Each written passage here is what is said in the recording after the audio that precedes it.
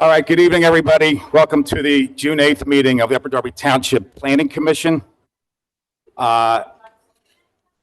Do roll call, please. Craig Snap, Present. Mike Motek, Present. Jeff Broken, Present. Debbie Nybon. Present. And Lee Jordan, present. Thank you. So just for a lot of you I know are new to the Planning Commission, I just want to make clear, we do not approve anything. We serve as an advisory role to the Township Council.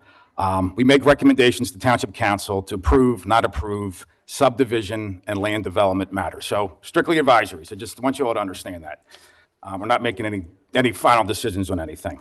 Also, if you've looked at the agenda, the development for 1884 South State Road, that was the Chipotle. They have asked for a continuance to next month, so we're not going to discuss that tonight.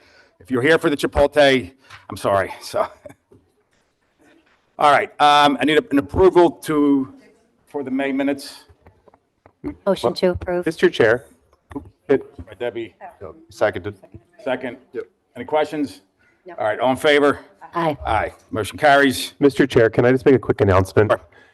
Ladies and gentlemen of the public, this room can get very difficult to hear things in just by the nature of it, even with the microphones. So as we move into the process tonight, I know everybody's very interested in both hearing what's going to be said and having the opportunity to be heard. So I would ask you that we don't have conversations in the audience tonight so that everybody has the opportunity to hear the fullness of this presentation and discussion tonight, that everybody walks away feeling informed and feeling heard. So I would just ask you to limit that. If you do need to have a conversation, please step out in the hall, and you're welcome to come and go quietly as you feel necessary.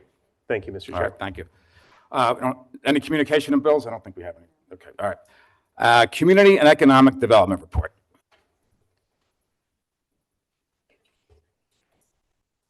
Yep.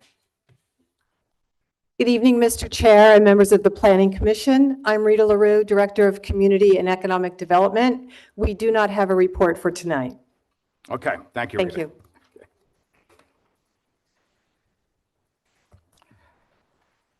Okay, next on the agenda is the application for text and map amendments to the Upper Darby zoning code to create a community mixed-use district encompassing parcel ID 16-11-0176-02.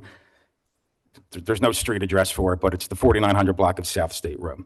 So before we start, I just want to point out, so everyone will have a chance to speak tonight, okay? We're going to limit the time to 3 minutes, get one shot at the podium, but after the presentation, we will hear public comment.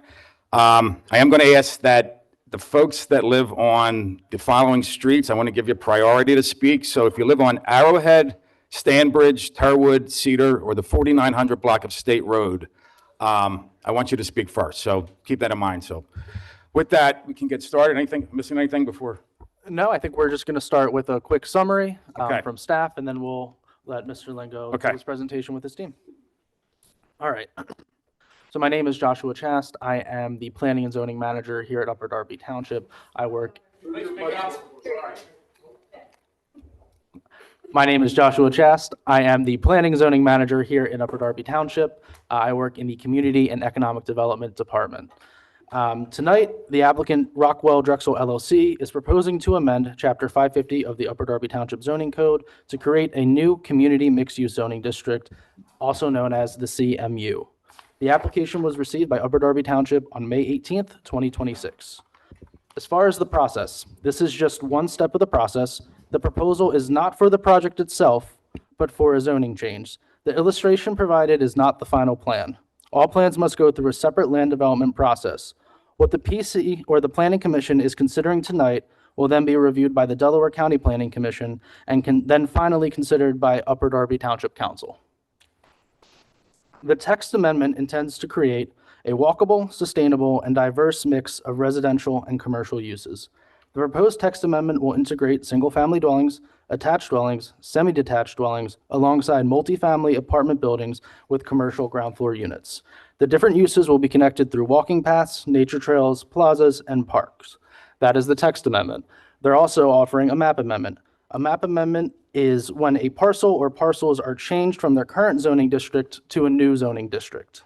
The site is currently unmaintained woodland, located approximately 175 feet northwest of the intersection of Turwood Road and State Road. It is located in the First Council District and in the R-2 Residential Zoning District. Diverse, mixed-use, walkable communities represent a more sustainable development pattern than what is permitted by right. Higher density development allows more residents to live within a smaller land area, reducing the amount of open space that must be developed to accommodate population growth. This type of development is particularly appropriate in Upper Darby Township due to the community's access to public transportation, include SEPTA trolley lines, bus routes, and regional rail service. So just to go over the following order of events for tonight, for the applicant and the community, the applicant will present their zoning text and map amendment. UD staff will share their draft letter of recommendation, questions from the Planning Commission to the applicant, and then the public can make their comments to the Planning Commission. The applicant will have the opportunity to make a final comment. The Planning Commission will have a chance to make final comments and questions to the applicant and staff, and then the Planning Commission will vote on a letter of recommendation. This time, I invite the applicant and their team to present their amendment and text.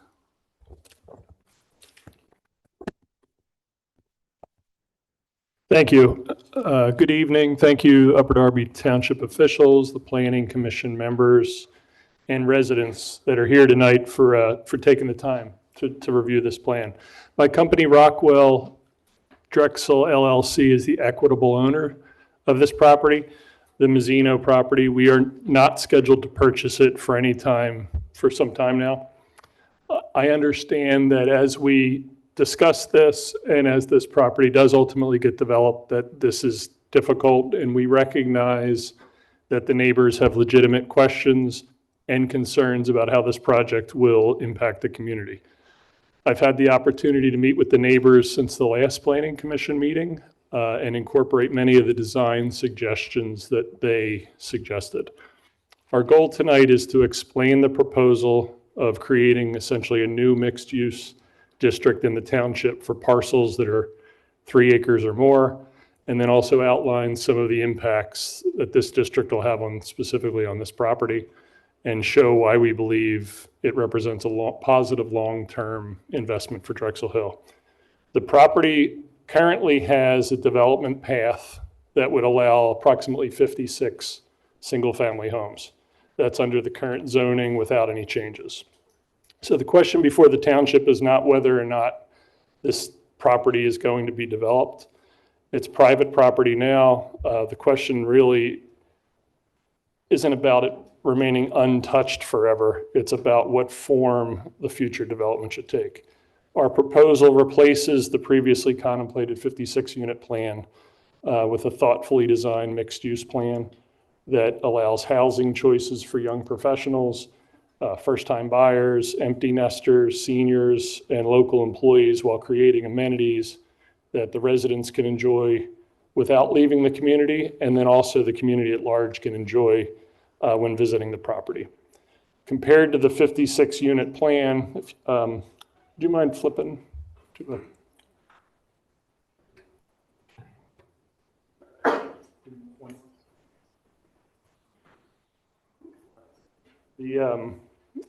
The plan that is currently up shows the surrounding area. You'll see across the street from this property is the Drexel Line Shopping Center, and off to the upper left is Township Line, and bisecting the middle of this property, of the image here, is State Road. The same plan that I have up here, and we're going to leave plans.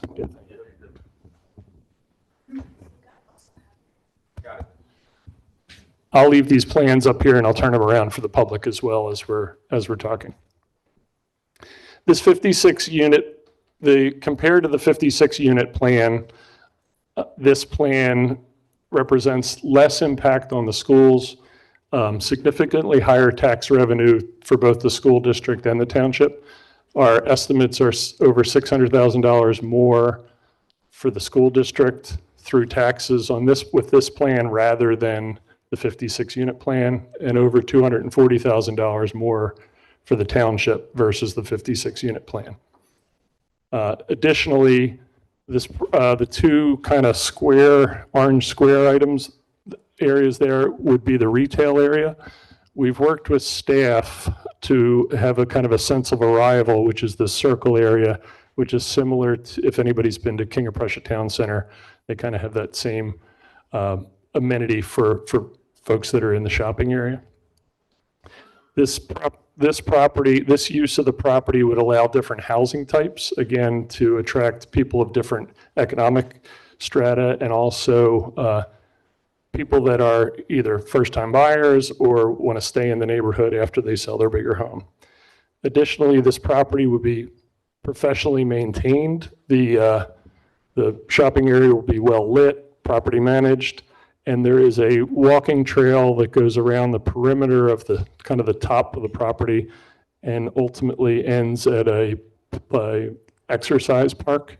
And then we have some parking around there as well. So that's all stuff that the public could use, not just the people that live in the specific community.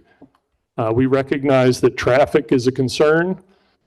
We recognize that that's a concern throughout the whole area, whether or not this property was to get developed. So as part of, we're not today looking for any land development decisions. We would have to come back to this board and the township with an engineered plan and with a professionally done traffic study.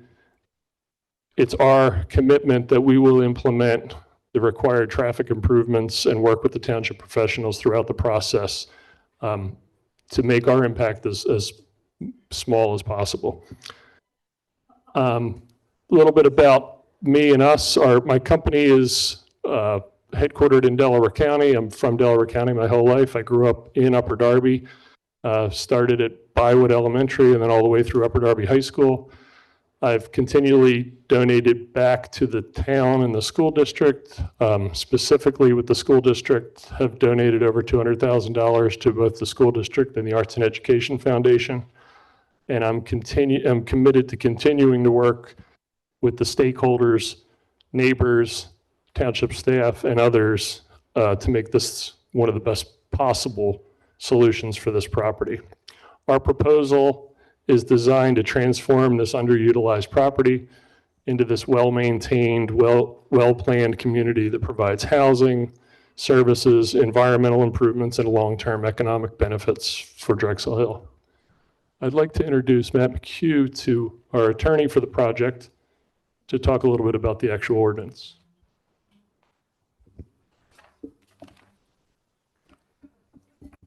Thank you, Greg. Matt McHugh, I'm the land use attorney for the project. And as Greg indicated, this is the first step in a lengthy process for the potential redevelopment of this property. And I think as the chair indicated and Josh as well, what we're here for this evening is the text and map amendment for the zoning that would allow something like the plan that you see on the screen. We're not at this time seeking any recommendations for formal land development approval. If this amendment were to be adopted, it would replace the current by right zoning in the R2 district for the 56 homes. But then at some point in the future, we would have to file a full land development submission, detailed civil engineering plans, stormwater management, grading, site layout, lighting, et cetera, traffic studies, other information that would go through the process and would come back for this plan from before this planning commission for a recommendation. We're not there yet. We're at the very beginning, the first step in the process, which is taking an opportunity to modify the zoning for the site through an amendment and a map process. So there's a proposed draft ordinance that's in front of you this evening.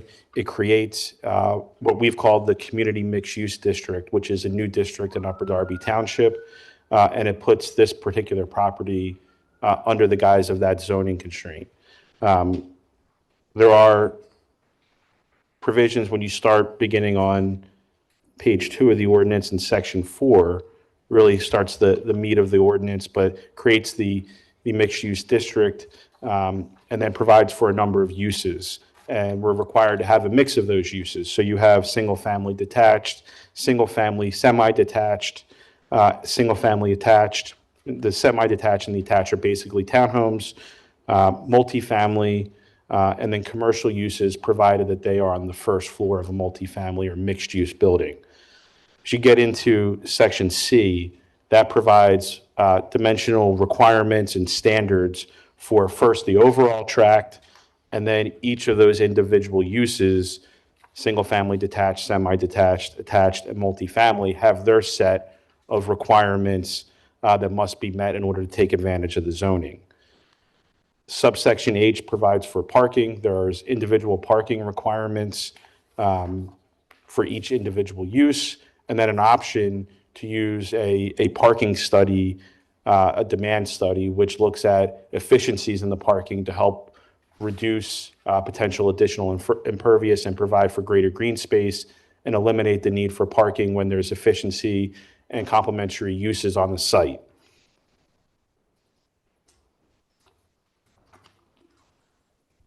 If you get into I, those are the additional performance standards for the overall community mixed-use development, green space, pedestrian circulation, common use areas,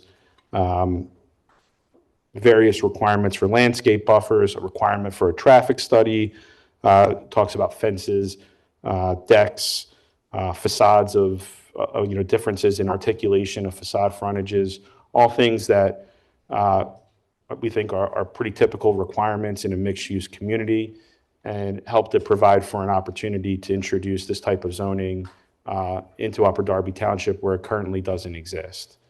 So those are all contemplated and drafted in the ordinance. And what you have, the plan that's in front of you, or the plan that's being presented this evening, is an illustration of what could potentially be developed through the use of this zoning text.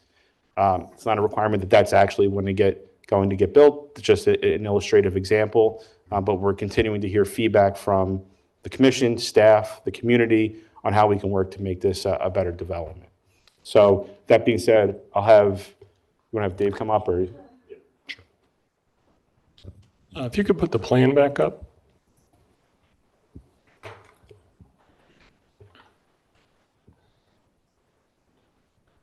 Dave Porter from our engineering team is going to talk specifically about the plan, but I'd like to highlight a few things that have changed with this plan since the last time we were here and since we had the meeting with the neighbors. So if you're looking along this, the side that's closer to Turwood, those homes, it was important to the neighbors that there was a transition from their single-family homes, that there would also be single-family homes backing up to them. That was one of the changes we made. There was also, previously in a plan, we had a connection where Cedar Lane connected into the community. We've eliminated that connection. We've also agreed in our ordinance to have taller fencing around the property so that for privacy, if folks wanted that, that was something that came from the last meeting.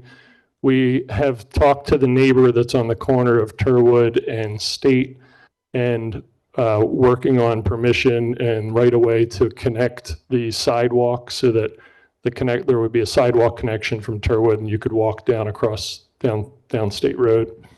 There's also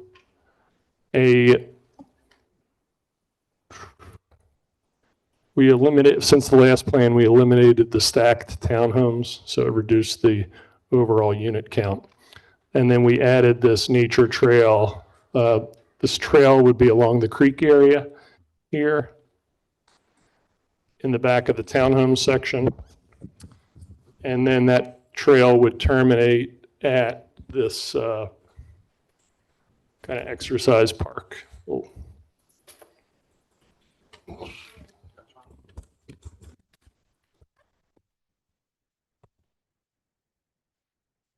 The trail and the park would be open to the public.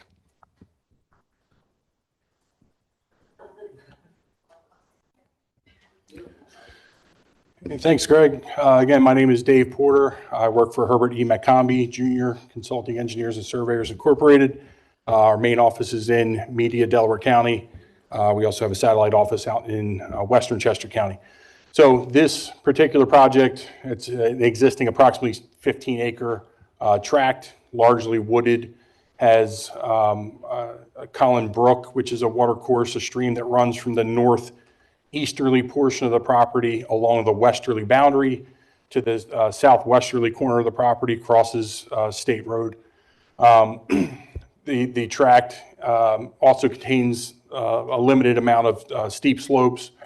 The overall tract itself is titled out into State Road.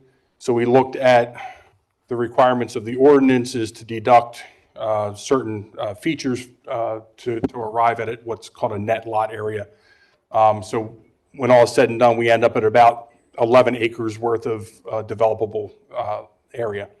As I mentioned, Collin Brook also has within the zoning ordinance a riparian buffer overlay that's applicable to that. There's 25 feet from the stream bank and then another 25 feet. Those two zones set forth different restrictions on what you can and cannot do in those areas. This development stays completely out of the 50 feet, although I do note that parking is allowed within the Zone 2 riparian buffer. For all intents and purposes, this project intends to stay outside of that riparian buffer. As Greg mentioned, there's a nature trail that loops around the north and westerly portion of the property. Within that riparian area, trails are permitted. That's an area that's a sensitive natural resource we intend to maintain. As far as stormwater management is concerned, we did take a look at the overall impact to the project as far as the impervious coverage and identified some combination of stormwater management with regard to above ground biofiltration systems as well as underground infiltration volume for volume and rate control. It's not a fully engineered plan, but we did in concept looked at it to determine the feasibility of stormwater management for the overall site. So to the west of the property is the property zoned R2 residential. To the west of the property is a residential or a institutional church use. To the west of that is commercial, C1 or C2 commercial. To the south, the tract abuts C2 commercial and R4 residential, which is a higher density residential. The Drexel Line Shopping Center is directly south of the project. The main entrance to our proposed project is directly aligned at the signalized intersection on State Road with the Drexel Line Shopping Center. So traffic control will be handled by the four-way signalized intersection. There's also, there we go, bearer of good news. So there's also an easterly entrance and exit from the property from the overall tract to minimize congestion at the intersection. And that's intended to largely be used by the residential folks in the community. Both intersections with state roads will have acceleration and deceleration lanes. They'll be subject to PennDOT highway occupancy permitting. We did contemplate some additional rights of way that would have to be dedicated for that purpose. So that's reflected in the reduction in the overall tract area. So as I mentioned, there's higher density residential on the south of the site as well, which is the Drexel Line Apartments. To the east is R2 residential, which is single family dwelling units along Turwood. And to the north is R1 residential, which is single family dwelling units along Arrowwood.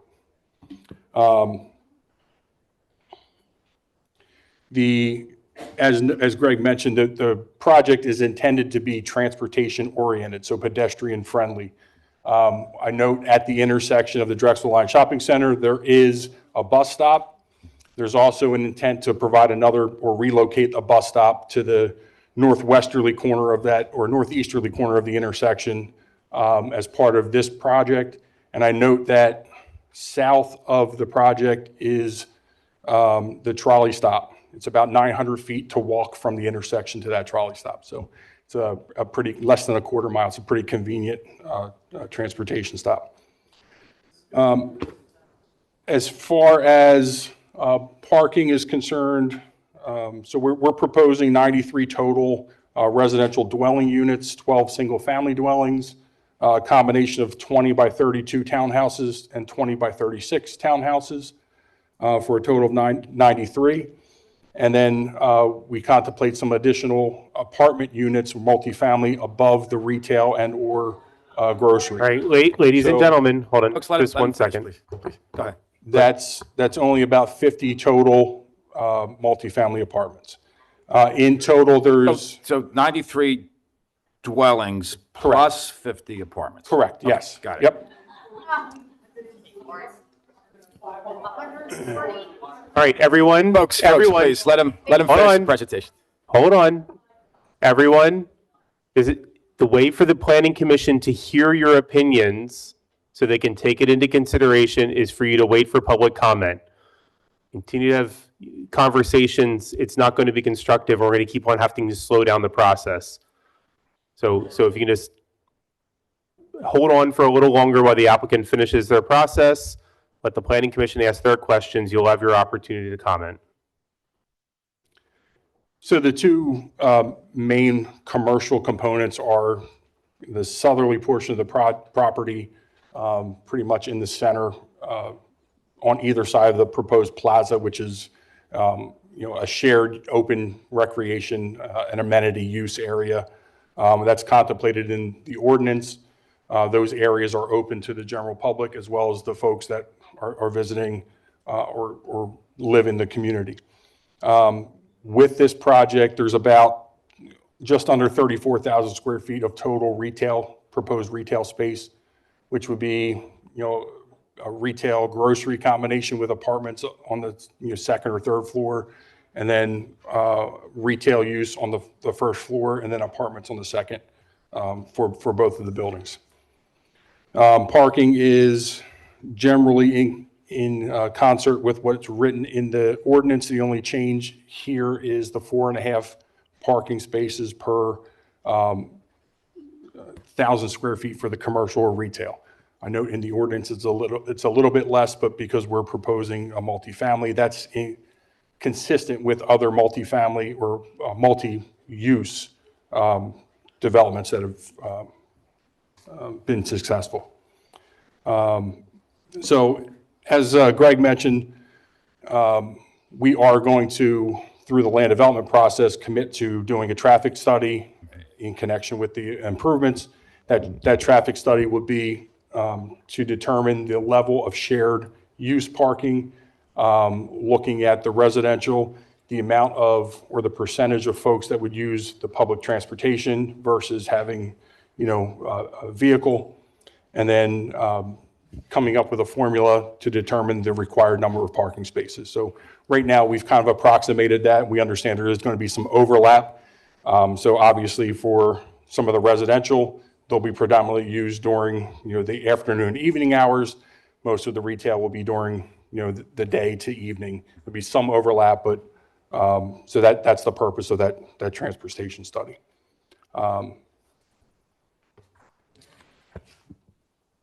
Greg,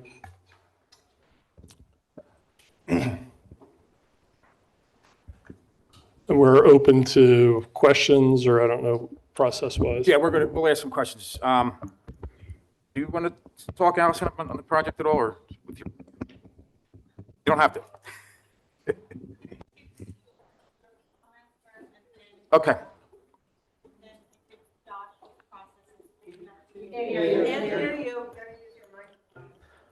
I think if You want there's nothing else from the applicant, you don't want to go through any other pictures or anything?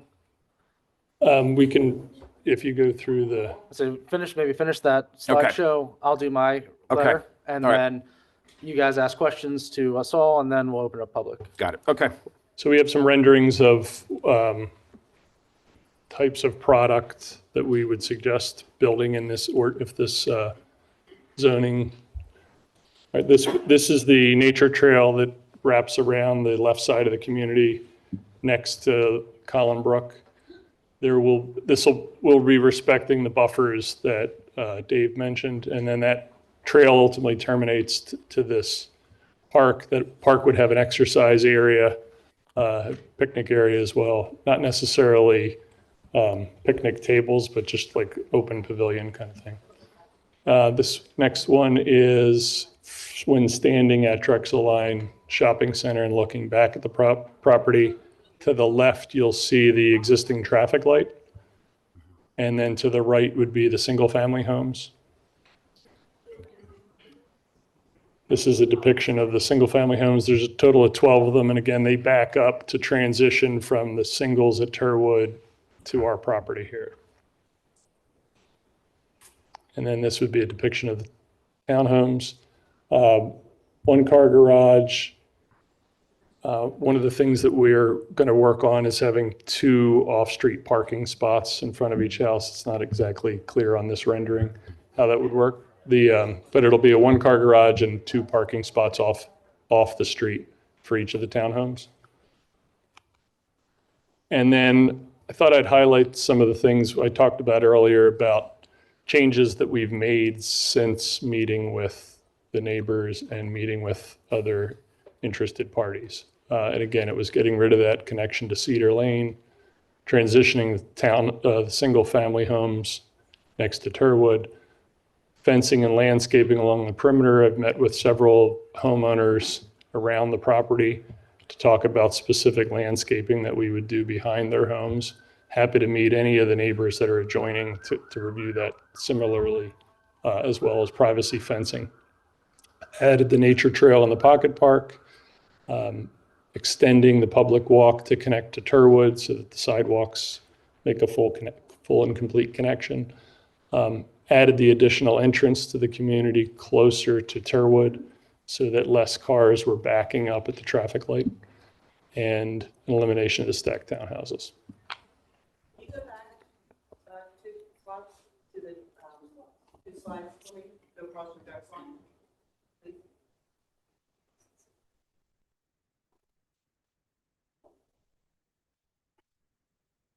One more. That one.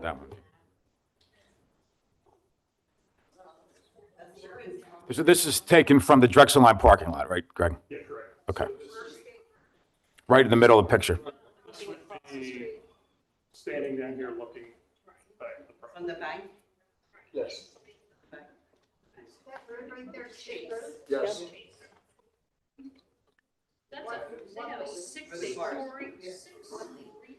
Yeah, if no one online can hear this back and forth. Okay, all right, folks, we'll wait, we'll have more time for comments and questions, so. All right. Good for me to do mine? Go ahead. All right. So the next step, not yet. The next step is going to be the letter of recommendation. So this is the letter that was drafted and given to the Planning Commission on 5th of 2026. The function of this letter is to act as the recommendation that goes to council. So this is the letter that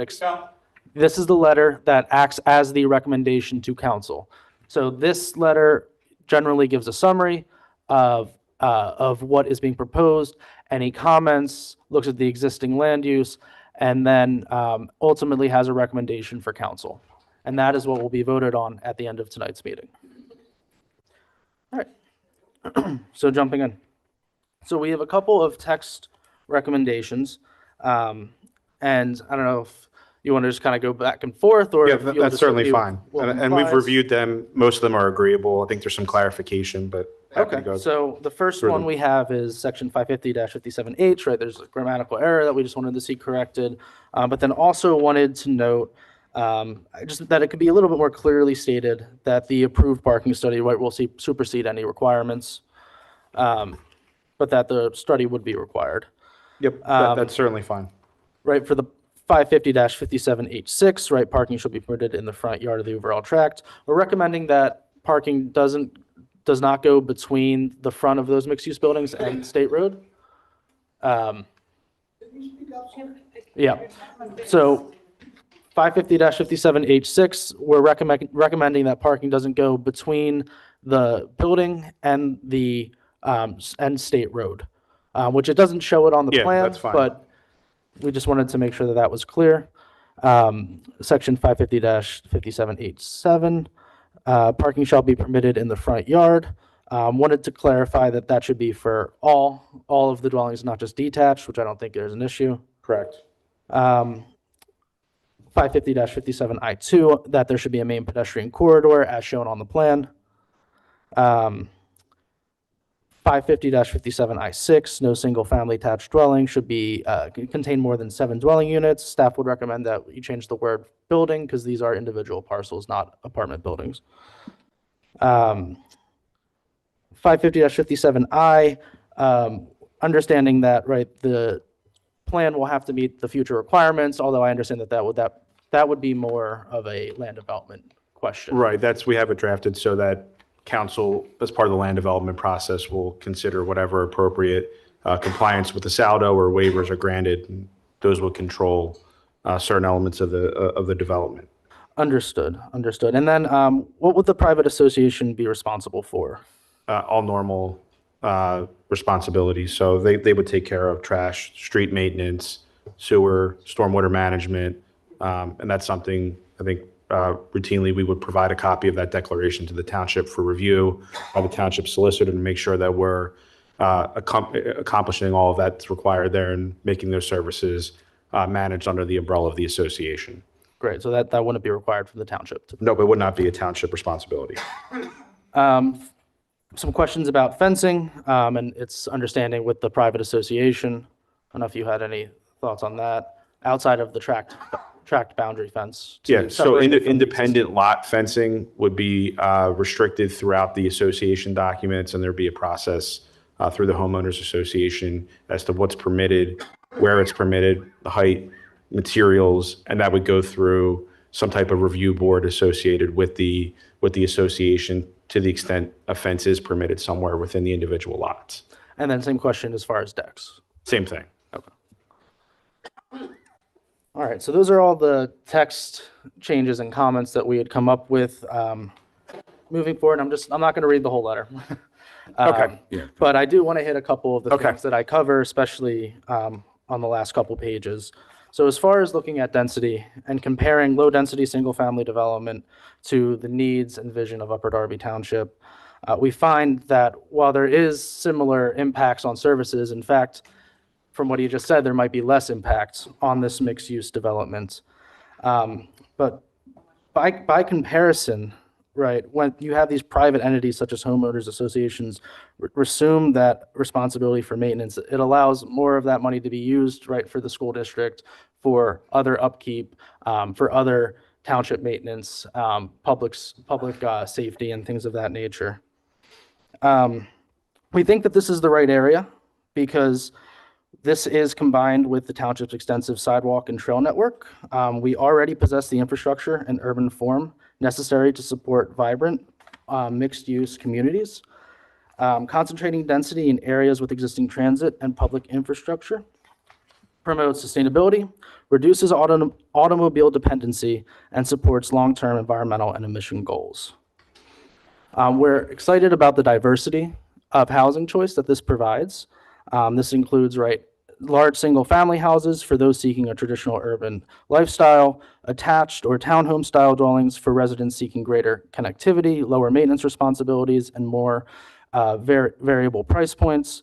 Multifamily apartments are great for small households, individuals, or seniors wishing to stay in their community. We want to point out that the Drexel Line redevelopment across the street was originally approved for 144 units, of 144 apartment units. So if you add up everything that's here, we've got 12 single, 81 townhomes, and 50 apartments at 143 total. So this use is not different from what was approved by the township so many years ago. Nope, wait for your public comment, please. A walkable community with convenient access to retail, dining, and consumer services reduces the traditional suburban dependence on single occupancy vehicles. This in turn can help decrease traffic congestion, greenhouse gas emissions, and air pollution while promoting a more sustainable pattern of development. The site is well served by public transportation. It is adjacent to a SEPTA bus stop and within walking distance of a SEPTA trolley line. As a result, this area is well situated to accommodate residents who commute to employment centers such as Center City, Philadelphia, Media Borough, and downtown Upper Darby. Comparable redevelopments that reflect this development pattern include Middletown Township's Granite Run Promenade, King of Prussia's Town Center, Ardmore Suburban Square, and Newtown Square's Ellis Preserve. These community mixed-use projects fully integrate higher density residential uses with commercial and retail amenities in a walkable environment. And my last point is that, if you want to share the map, this isn't a land use pattern that's out of place. it is seen in all of its surrounding neighboring uses. And I created this map here to show, so inside of that red triangle is, right, the property in question and the tract in question. So all of these different uses can be found right outside of it. So single-family dwellings is adjacent to single-family dwellings, right? If you look across the street, you see multifamily apartment units. You look across the street, you see retail, commercial. You look right down across, you look across the other side of the street, you see twins and townhomes. All of these uses are already in this district and already can be, all these uses are already in this district and are comparable. So, All right, let him finish, folks. well, at the end of the day, we believe that this is a plan that helps steer the vision of Upper Darby and helps us commit to being, right, a transit-oriented community. We recommend approval for the text contingent on addressing township comments and as reviewed by the solicitor, and we recommend approval for the map. Okay. Now, I think it's important to clarify, you say we, you're speaking for who? So when I say we, I'm speaking as township staff Okay. that developed this letter for the planning commission to So- adopt. For us to adopt, right, okay. But you're in the community and economic development department of the township. Yes, as Okay. a division Okay. of community economic development. Okay. That's all we had. Okay. We're happy to answer questions. Sure. I do have a question for Greg. So last August, when you had your public meeting, and you presented two plans, the sentiment was, we don't want you to build either one of these plans. Correct. Yeah, I think we missed an opportunity a little bit at that meeting Yes. to steer the conversation towards what could be developed. So, but from that meeting, I set subsequent meetings after that with different homeowners that lived in the area. Okay. I talked to the township staff, tried to incorporate as many productive suggestions as I could, other than just, we don't want anything there, it's got to be woods forever. Okay. Can you elaborate on how you decided to advance the mixed-use plan? Sure. Shortly after those meetings, we updated, after the township implemented the EIT, or EIT. The EIT tax? The EIT tax, we updated the fiscal study to see Okay. what the impact of this project would be versus the alternate of the 56-unit plan. And the fiscal impact was significantly more positive for the town, both the township for taxes as well as the school district for taxes Okay. in the mixed-use plan. And this is a study that you prepared for the township? Correct. And when we submit that, the township, when we go to land development, the township would have the ability to have their own expert, kind of look through that and to make sure that everything, that they agree with those findings. Okay. So you've been coordinating with the Community and Economic Development Department. Have you coordinated with any elected officials about this? I have had a couple of meetings, yes. You have, okay. Yeah, Council, sure. people in council, Yes. mayor's office or something? yeah, not the mayor's office. Not the mayor's office, okay. Okay. So, we'll have time for public comments. Anybody else? That's good, thanks. For me. The question on the maintenance that the HOA will take care of. You mentioned about maintaining the streets. Does that include snow removal? Yes, yeah, the township will not have any financial responsibility for the streets or trash or other services that they are performing in other areas. The homeowners association and the master association would take care of that. There will be essentially two associations. We developed the for sale housing in Ellis Preserve that was previously mentioned. And in that situation, there's an Ellis Preserve master community. And then specifically for the residences, there's a separate community that is underneath that. This will have that same two-tiered association. Okay. Okay. Who else? Anybody, Craig? I have a question. Did you talk with neighboring commercial properties about parking and potential shared use of parking? Is it seen as advantageous to ShopRite or shop or any of those others? I did meet with the owner of the ShopRite to talk about our proposal here. We did not talk about sharing parking and swapping parking,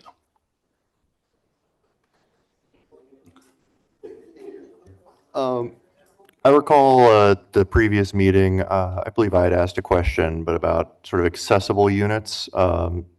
In the rendering shown don't really show sort of a single story, anything small for, people who have to live their life in wheelchairs or other disabilities.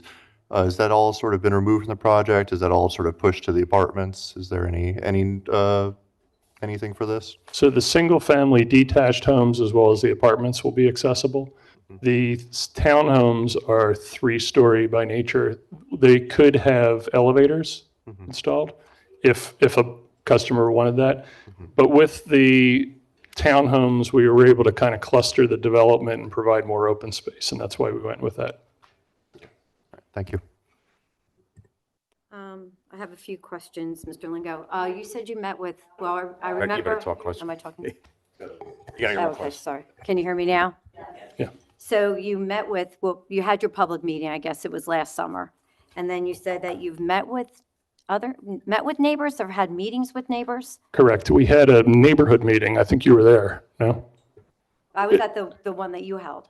Correct. Yeah, so we had a neighborhood meeting where we invited everyone. I think you invited people as well. Right. And then following that meeting, I handed out my business card and welcomed communication with neighbors that had specific concerns, and I then met with them also.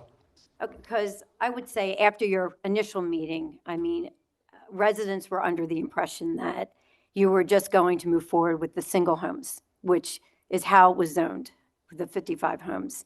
Not that you were going to move forward with this multi-use. So there seems to be like a lack of communication. I mean, I think the residents here this evening are very, very surprised to be seeing this plan because they were under the impression that when you bought the property, you knew it was zoned R2. You heard from the residents. We were also under the impression under current zoning that you would have to prove a hardship to do the multi-use. And that's kind of where it stood. So now it's a week ago, we get made aware, not even like through really a public meeting, that this is coming forward. So, I mean, at this point, I really don't think that not just the residents directly impacted whose homes like are in Terwood, but the whole area. There's 87,000 residents that live in Upper Darby. And I have been in this community for 62 years. And never once in a council meeting, and I've attended many of them, do I hear residents say that they want more density, more traffic, and less parking.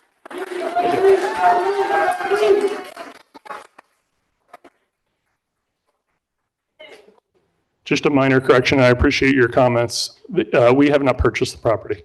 You have not? Correct. We have not purchased the property. On. And then I have just a question about, I guess Mr.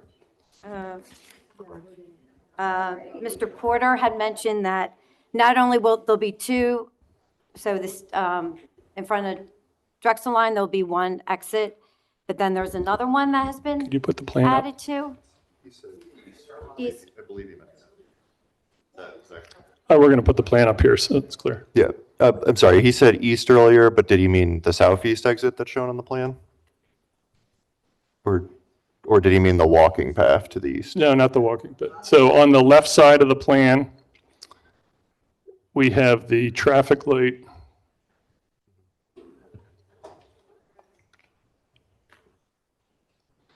All right, the idea was to not have more cars queuing up with this traffic light here. So there's a way for people to exit here. That's the one exit that matches with the traffic light. And then we added this additional right here, this right in, right out here, so that it's Terwood is over here and State Road is here. Yep. And this is the Cedar Lane connection that we eliminated after the meeting with the neighbors.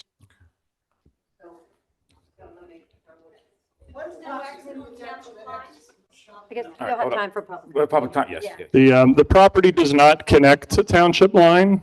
And in addition to that, if you could put the plan back up, there's,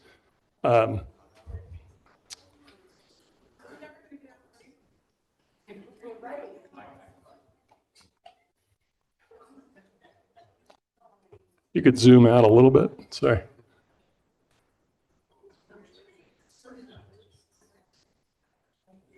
All right, the property at no point does it connect to township line at all. There's also a creek here, and then this will maintain a green buffer. Other side of the creek, we're not touching at all. On this side of the creek, we're going to have a nature trail that is open to anybody in the community. But I believe that's not on that, Can you zoom out with the other plan? yeah. The first one. Here, page 2.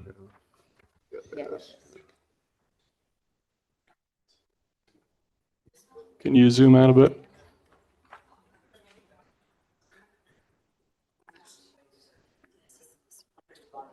So Collinbrook Farm is kind of up that area, well off of the plan. I have a question for the solicitor. So this is this is a pretty big change for Upper Darby Township. And when I look through the comprehensive plan, there is nothing that mentions multi-use community in it, which is really what zoning, you're supposed to work together. So just having this meeting, I don't understand why this wasn't advertised more, so more of the community knew that this was going to happen tonight. Like, I know with zoning, there's a notice that's up for like 30 days. So why is this different? I mean, this is kind of being sprung on the residents that this change, it's only 1 week. So I don't understand why there wasn't more of a public notice, I guess is my question. The public notice that's required, I won't call it public notice, but the advertisement that's required for the Planning Commission to review an application of this nature is simply that it's properly placed on an agenda, and that agenda is posted a minimum of 24 hours in advance of the meeting, which I believe, excuse me, can I please, ladies and gentlemen, I'm going to finish answering the question, thank you. Posted at least 24 hours prior to the Planning Commission meeting. However, when council considers an amendment of this nature, public notice is given, which includes publication in a paper of general circulation in the community twice prior to consideration of the amendment, as well as posting of the property, considering this a map amendment, and neighbors in the close vicinity of the property would receive notice of the hearing as well. So that notice is given prior to the council hearing, prior to their consideration. Okay, can you just go through the process again? So this evening, all right, we had this ordinance in front of us, the Planning Commission. Yes. So we will take a vote whether to move it forward. The council will be the next step, though, correct? It would be, yes. We could vote no, yes, the council can still consider this. They can. It's strictly advisory. You'd make a recommendation one way or another on the amendment. It's within council's discretion whether to take up and consider the amendment regardless of the Planning Commission's recommendation. And if I'm understanding, approval of this recommendation or not, this doesn't approve the Rockwell development at this stage. It doesn't. Even though Rockwell has submitted the application with the proposed text amendment, it is not specific to Rockwell's development. This application as is proposed today includes a map amendment that would directly apply this to this particular area of the township, but it is open. If it were to be adopted by council, it would be open to anybody. Furthermore, I will say that even though the applicant is presenting a concept plan tonight that reflects what their belief a compliant development would look like under the proposed text amendment, it certainly could take different shapes over the process through the land development process, depending on the different considerations that go into that, including the engineering. I have one more question too. So how is this text map amendment different than spot zoning? Because I want to know how we were going to get around that. It would be rather difficult for me to give a master class on what the actual definition of spot zoning is in this forum. However, this we would not consider spot zoning. This is a uniquely situated property, and if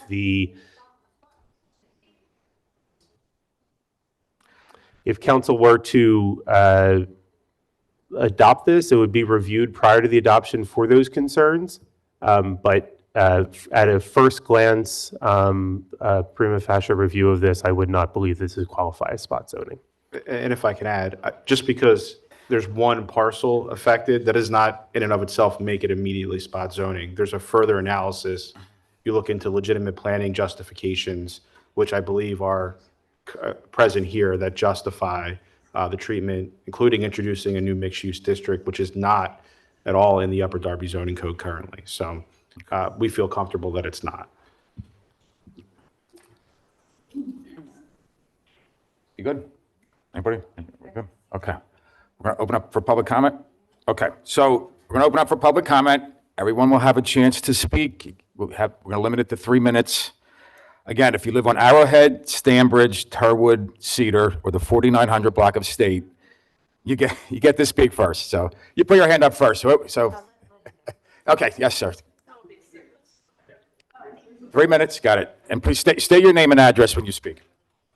My name is Michael Friedman. I'm an attorney who has resided for the last 45 years at 821 Turwood Road with my wife of almost 50 years, where we raised 2 daughters. I've been practicing law for over 50 years, and I have rarely heard such utterly nonsensical conclusions drawn. Just doing a little bit of arithmetic, we take a look at the current zoning, which I understand would allow for 56 single-family homes. And if we presume that there are 2 children per home, that's 112 possible students in the school district. If I couldn't follow the math because the paperwork I was able to receive it left me with, at one point, a proposal of 1,430 new residential units. That's in the application, which would be 2,860 students at that 2-point ratio. Now it appears you're talking about 93 units, and then we throw in these apartments, and we don't have any idea how many apartments there are. So if we're 93 units, we're talking about 186 children, but we now have all these units of apartment units which will have children, and Lord knows how many that will be. I do not believe the Upper Darby School District is in a position to absorb this, so that will end up with an increase in real estate taxes. Secondly, this is currently woodland. Under the Planning Commission rules in this county, no more than 50% of woodland may be cleared. The plans that I have seen call for considerably more than 50% of developed woodland being cleared. This is the last green space in this county. In this district, in this township of any size, and it should be preserved as such, or at least developed as single-family housing. We do not have the traffic study, but I note that the PennDOT says that State Road, I'm sorry, I have the figure here. State Road had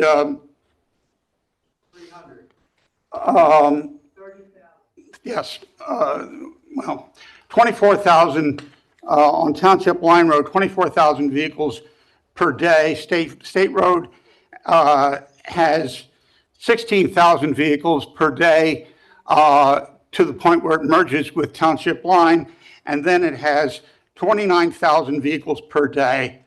And we all know the horrible condition of all three of those roads, particularly Township Line below. If you could, Mr. Friedman, if you could wrap up your comments, please. You will hear from me further, one way or another. Okay. Thank you, Mr. Friedman.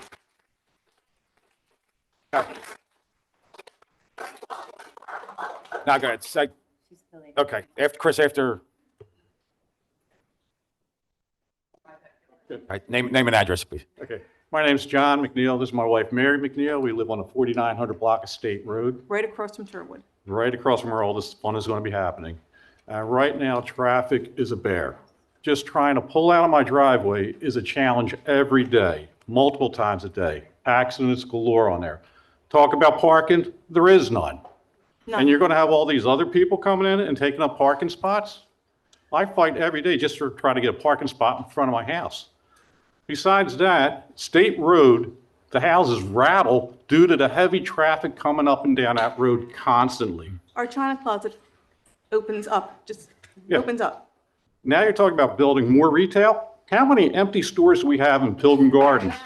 Down in Bond Shopping Center? Across the street in the brand new Drexel line? You can We address put your up- comments to the planning commission, So- please. We Okay. put up with so much of the building for Drexeline Shopping Center. They're talking about redoing the bridge on where Springfield Road and Township Line meet, so there's more traffic there.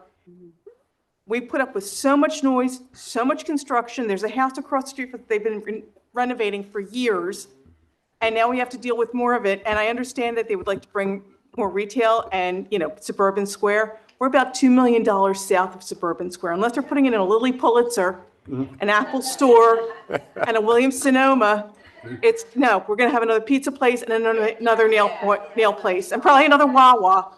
It's a really bad idea. I realized the development you're trying to bring to the township, I think it's wonderful, but this is the wrong way to do it. It's always been a wooded area. John has lived on State Road since 1971, and it was always a wooded area. The only reason they built that thing in Drexel, and they started that, in the early 70s? Way back in 71, yeah. And that was sitting like nothing forever. I don't know why they're doing what they're doing now, but it's just a bad idea. Too much, too fast, not needed. And I Yeah. appreciate your comments. Thank you. Thank you. Thank you.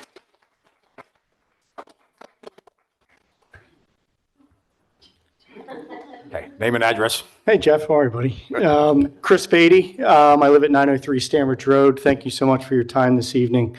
I will say, this feels a little dirty tonight. I found out about this. I live a block away from this development. I've never talked to Mr. Lingo or Rockwell. I never received any notification other than 3 days ago. I saw a post on Facebook to come to this meeting tonight.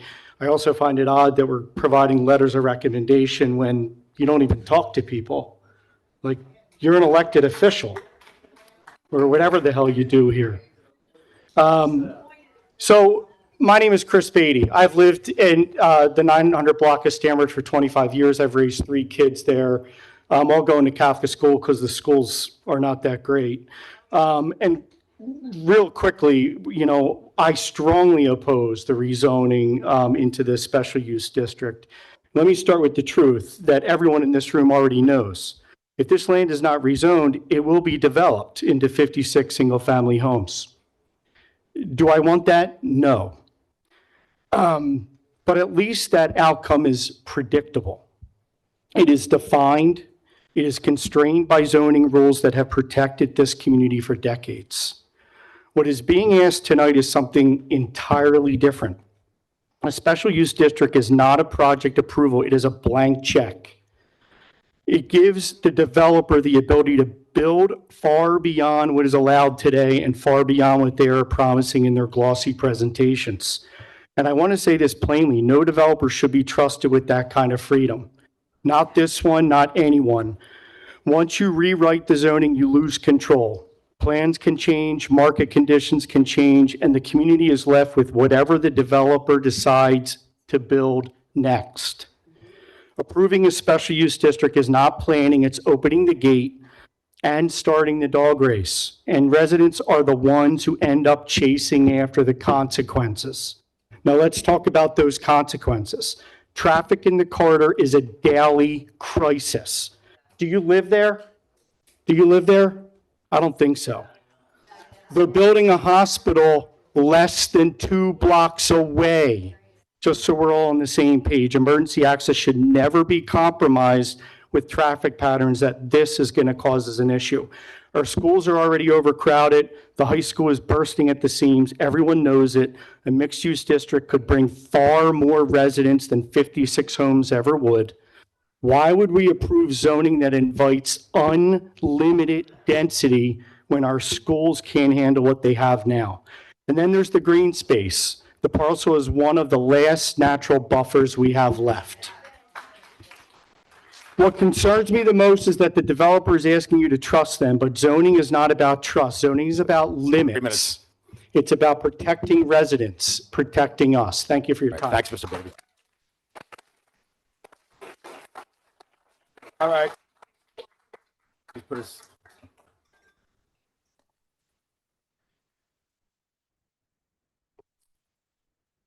Hi.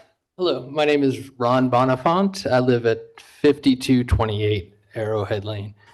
I just have one question for the developers. How many trees would you be killing? Where'd they go? Gentlemen, how many trees would you be killing in this project? You said you did an environmental study? So how many trees? Should be to you guys. What's that? Be to you guys. Okay. So you did an environmental study and you don't know how many trees you're going to be removing? I'm going to pause the time here, but just for clarification from public comment. The developer, you can ask him, he can choose to answer you. The purpose of public comment is to direct your comments to the planning commission for their consideration. That's a statement right there, that there's no answer. That's the statement. They don't know how many trees they're going to remove. I live right behind it. There's thousands of trees. So will the air quality be better after your project or worse? I mean, you did an environmental study, so do you choose not to answer that? Will the air quality be better or worse? Regarding the first question on the trees, the township has an ordinance. You need a microphone. Give them, yeah. Yeah, you just want to take the mic and then. The township has an ordinance with regard to different types of trees when they are removed, what they have to be replaced by. So we would be in compliance with that. We haven't done a study yet on exactly which trees are impacted because we don't have a plan that we've submitted. Regarding an environmental study, coming from the meeting that we had at Drexel Hill with the neighbors, we were urged by the neighbors to do 2 studies. One was some of the neighbors had concern that we were going to run into a rock, so we did a geotechnical study following that meeting. And another one was just an environmental study. And in terms of the environmental study, it's based on the prior uses of the property. We saw if there was any contamination on the site. That's the extent of the environmental study that was done. So it was really about contamination. That's all. Thank you. Thank you, Mr. Bonifant. Hi. Ma'am, please.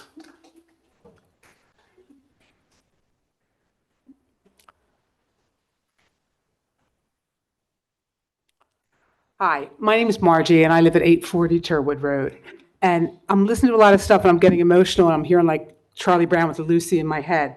But when you talk about the development across the street and comparing the new development, you're doubling that now. So you can say, oh, it worked over there, it'll work over here. It won't work over here because you're doubling all that now. Okay, so that's one thing. Number 2, the we you talk about, you have a letter that your group put together. Where do we send our letters to go with your letter to not approve the request? Like, you can make your request. Believe me, right now, there's no way a traffic study, legitimate traffic study, a legitimate time of day is going to okay this project. You can't get out Turwood now. If there's an ambulance or a school bus or a trash truck, you sit forever. And people pull out and people are beeping because it's way too crazy in there. There's no way a traffic study legitimately done is going to prove that in my mind. I do appreciate they took Cedar out because that would have been a nightmare.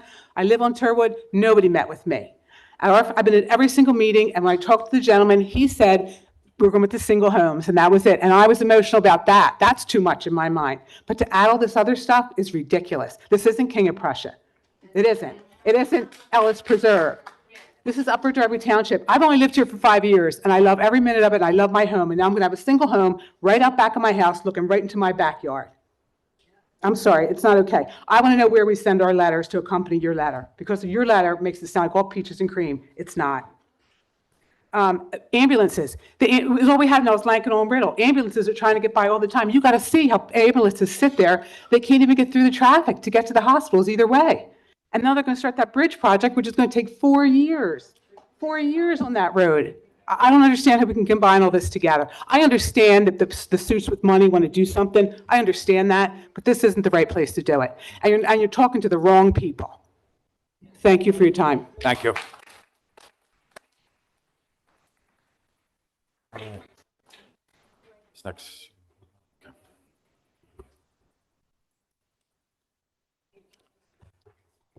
Good evening. Hi, my name is Maria Seferati. I live on 5228 Arrowhead Lane. I've lived there now over 25 years. Moved from South Philadelphia. I grew up on 9th and Jackson. And I know what it's like not to have a parking space. I know what it's like to drive around for a half an hour to find a parking space, to live in a row home, to live in a very congested area. When we moved out to Drexel Hill, it was like a paradise for me. I had a lawn, I had a driveway, I had so much time on my hands that I didn't have to spend driving around. I felt like I could learn a new language. However, I adore the fact that Darby Creek is right behind my house. It's literally, I live in a 2-bedroom, 1-floor, very, very modest house, and we've raised our son in the area. And I didn't need more than that to go outside, to have a yard with grass and not just cement, and see trees growing out of cement, which is what I grew up with in South Philly, is lovely for me.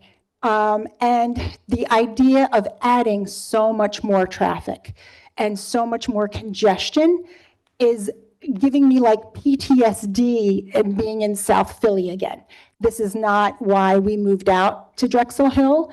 I think we really have to be very, very careful about, and I know that you're all doing that, and we're all doing that here, but we really need to consider many, many things, the environment, the congestion, all of these things before we make these decisions, and we need to have concrete studies, not concepts of a plan, before we make these decisions. Thank you. Thank you. Okay. Anybody else? Arrowhead, Stanbridge, Tarwood, Cedar, State Road? It's right there, ma'am. Okay. No, come, you can, all right. You can, okay, right after you. Hello, my name is Jared Gooch. I live at 801 Stanbridge, right on the corner. I just want to speak to the traffic, just quickly. I can't tell you how many times my son and I have went out and pulled people out of cars on the corner of State and Stanbridge. So when your study has to be done, it has to come like all the way up to Vermont to be effective. Also, I would like to know the price range for the houses. You guys are going to have the stacked houses. I'm sorry, you guys are going to have the stacked houses and the apartments. What's the price range of those houses, and how many of those units, those stackable low-income units, are going to be Section 8 is what I really want to know. That's really all I have to say. Nope, just asking. Thank you guys for your time. I appreciate it.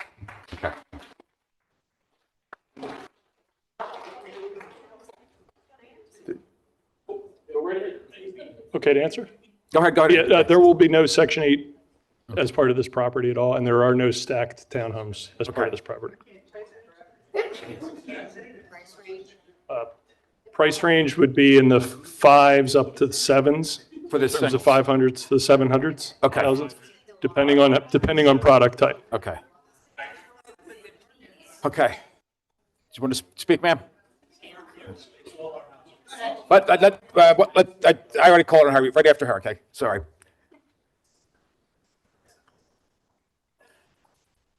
Hello, my name is Kim. I live at 803 Stanbridge.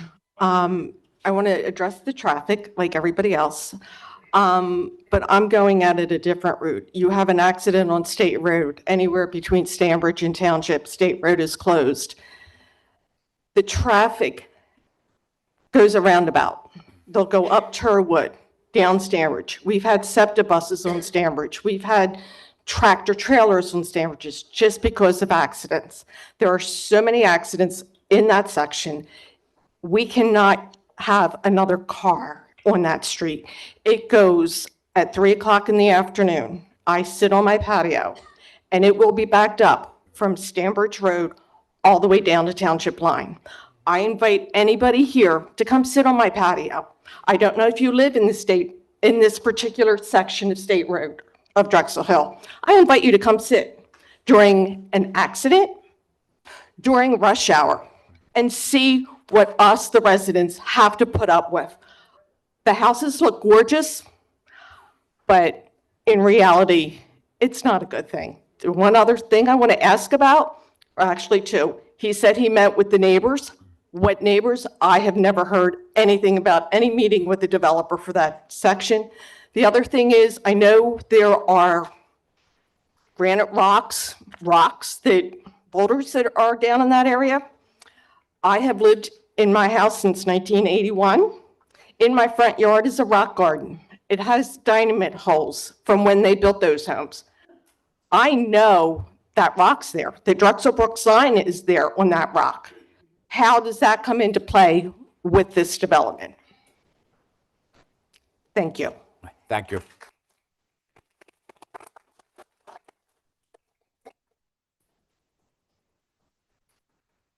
Hi, my name's Peg Stammen. I'm a resident of 5214 Arrowhead. I have to ask, can I ask them, how many people actually spoke to Greg? How many people actually spoke to Greg?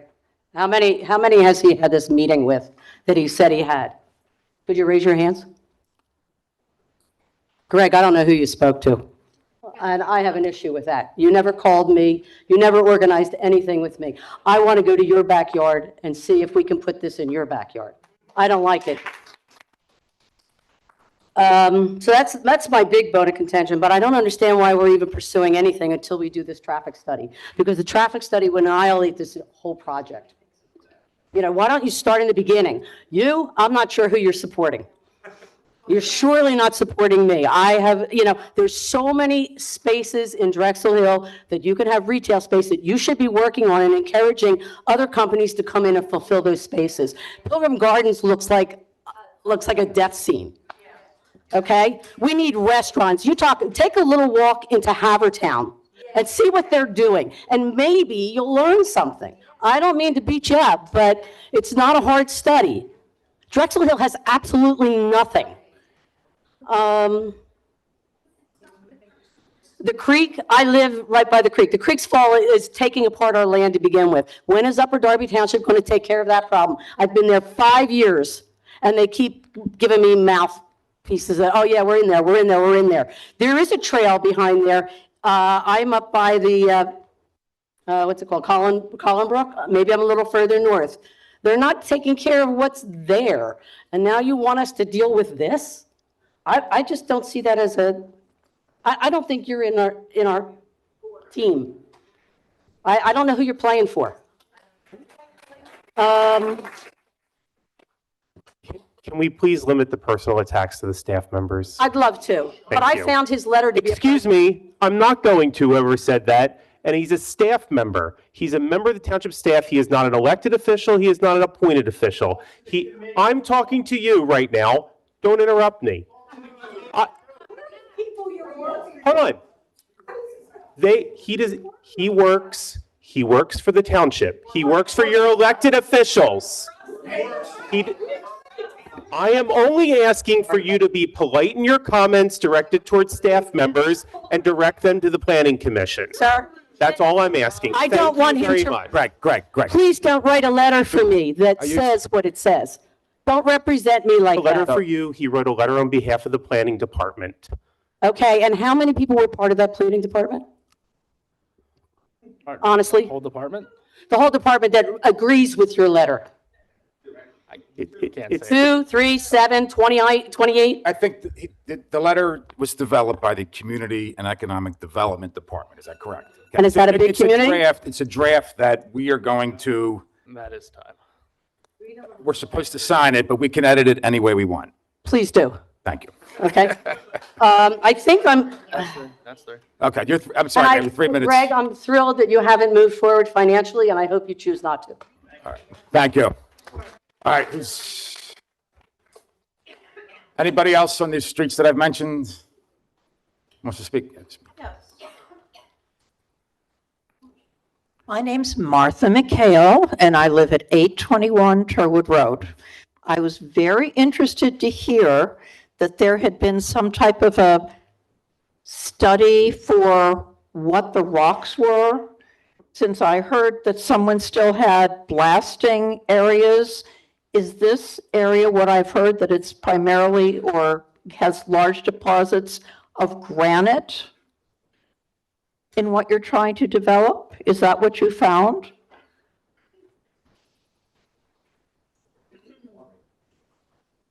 There are veins of granite through the property, but not that it couldn't be developed upon. My understanding is that the granite ran so deep it needed blasting and that nobody wanted blasting in the community that already existed. We didn't look to blasting at this time, and I don't even know if the township allows blasting, but it's not something that we were looking to do. Okay, all right, anybody else like to speak? Okay, I'll start over here.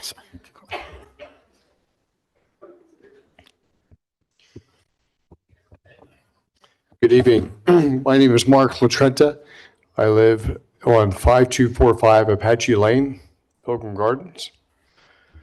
I guess I would like to make sure I qualify this, that as those on the planning council that represent us, it is to you that we're speaking to relay our opinions, our feedback as this moves forward. Is that correct? Yes. Okay. So you're our voice. Is that correct? I think the role of the Planning Commission is to listen to the people who come to present their ideas about these specific projects. But I think it's when we want to say whose voice that specifically would be your council person. What we're here to do is to look at our comprehensive plan and the plans that come in against it and try to give the council a recommendation for what we heard from the township and what we see in the documents that are supposed Fair to enough. guide development. So then the next level is, so we understand where to take our passion. It is really to the township council that has the final authority to vote up or down to the recommendation of the CMU. That's correct. That's correct. Is that correct? Correct, yes. So we need to understand that is to the township council meeting that we need to bring our passion. Understood. Thank you. So I'd like to inquire, are there other areas in Upper Darby that could have a CMU? I believe there are, yes. Do you believe there are? Okay. Yes. I Great. believe several. Could you identify one? I'm just curious. I'd say around the McStation area. I think several areas in the township are functioning in this community mixed use. Okay. Even though it's not zoned. So that they've way, organically it's functioning. grown into something like that. They are, okay, got it. As well, to be clear, what we're seeing today is a concept plan. To be clear, the developer who has interest has not bought the land, is not a landholder yet, is developing a plan, showing us a plan. Once purchase is made, certain economic conditions could dictate, scrap the plan, we need to do something else because economically a developer could say, I have other pressures I need to meet and adjust and change. Correct? That could happen. That could happen. In which case, I believe that happened across the street at Drexel Line. Yes, it did. Okay, so we have an active representation where we made an example that something was something and something else. It causes distress to township residents, so you understand our position. I I don't think that we should be, is that my 3 That's your minutes? time, yes. Okay. So, I would leave you with the point that I don't think we should be adopting the CMU for this property. okay, thank you.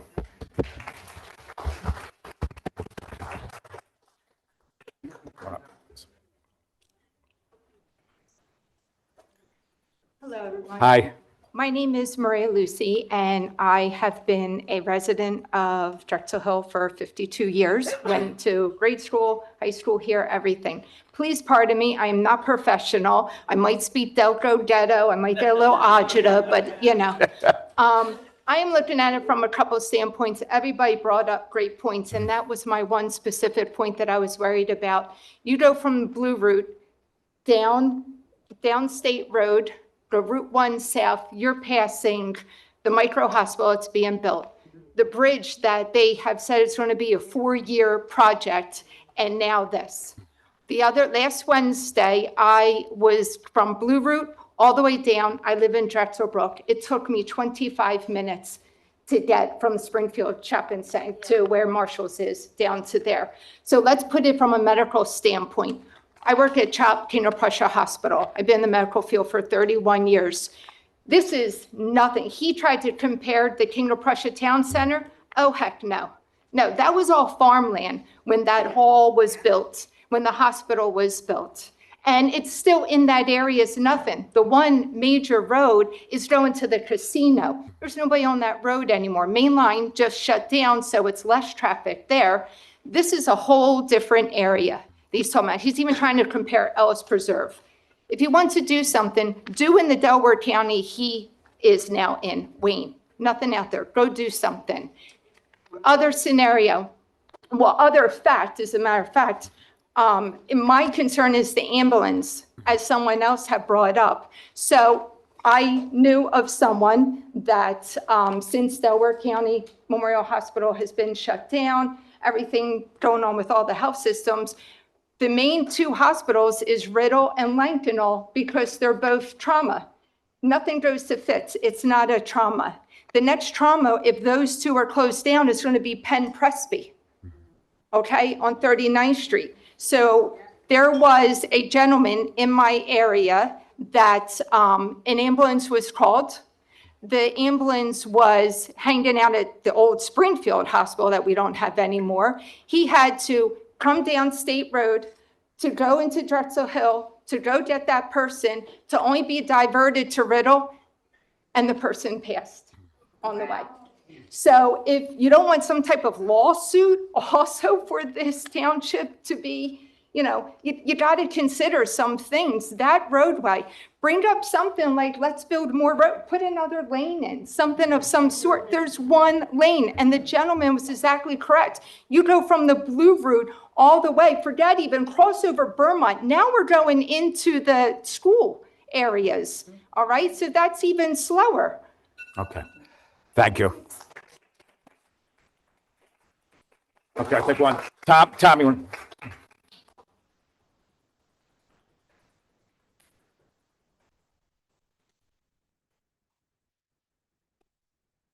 I'm Judge 5023 Dermont Road, Drexel Hill. First, Greg said it wouldn't be Section 8. A landlord cannot say that he will not rent to Section 8. That's a federal crime. Number 2, I do understand spot zoning. You don't have to explain it to me. I do believe this is spot zoning. That's my opinion. I did look at what examples would be for spot zoning so that I could explain that to the general public. And 2 of the examples that I have is one where there is a food desert. You could put a grocery store in there using spot zoning. The other one could possibly be where you could build a hospital where it is needed and it's not zoned properly for that. So there are 2 things that would be identified as spot zoning. Traffic cannot be ignored. It's just unbelievable. We can't decide what goes on. The developer will give a traffic study for his property. I would like to ask the Planning Commission if they would consider asking in your recommendation letter, asking the Delaware Valley Regional Planning Commission if they would do a traffic study, which includes the hospital development, the bridge, and this possible development, I think you would get a true reading from that type of a study that would happen there. I think we also need to understand the strain on the sanitary sewer system. The sanitary sewer, Darby Creek sanitary sewer system is already at capacity and being strained unbelievably. The 52 homes would strain it. However, every piece of property that exists in the township has to be zoned something, and that's a fair zoning for that property.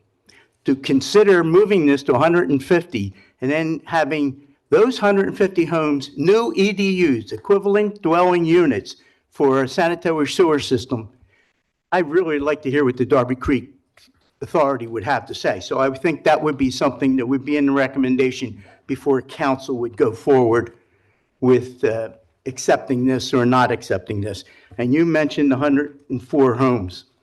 Unfortunately, I was around with those 104 homes, and that got knocked out because of a lawsuit. I'm not sure who filed the lawsuit, but if you take a look at it, you might find out. Those homes were knocked down because of a lawsuit for a number of things on that piece of property. That's all I have to say. What homes are you talking about? The Drexel line property, The Drexel, okay. where they were going to build 104 homes. All right, That's all I have. Thanks. all right. Yeah. Thanks, Tom. I was there. I know. Okay. Let me, all right. Hello, everybody. Carl Hemphill, 27 Pilgrim Lane. I'm just here, like, my late great lawyer, Ed Kassab, when I went to Ed's office, on his wall, it said, all paths lead to lawyers, right? All paths lead to lawyers. No disrespect to any barrister in the room. I see a cluster blank of legal fees, of us fighting us, because we're going to be paying the bill.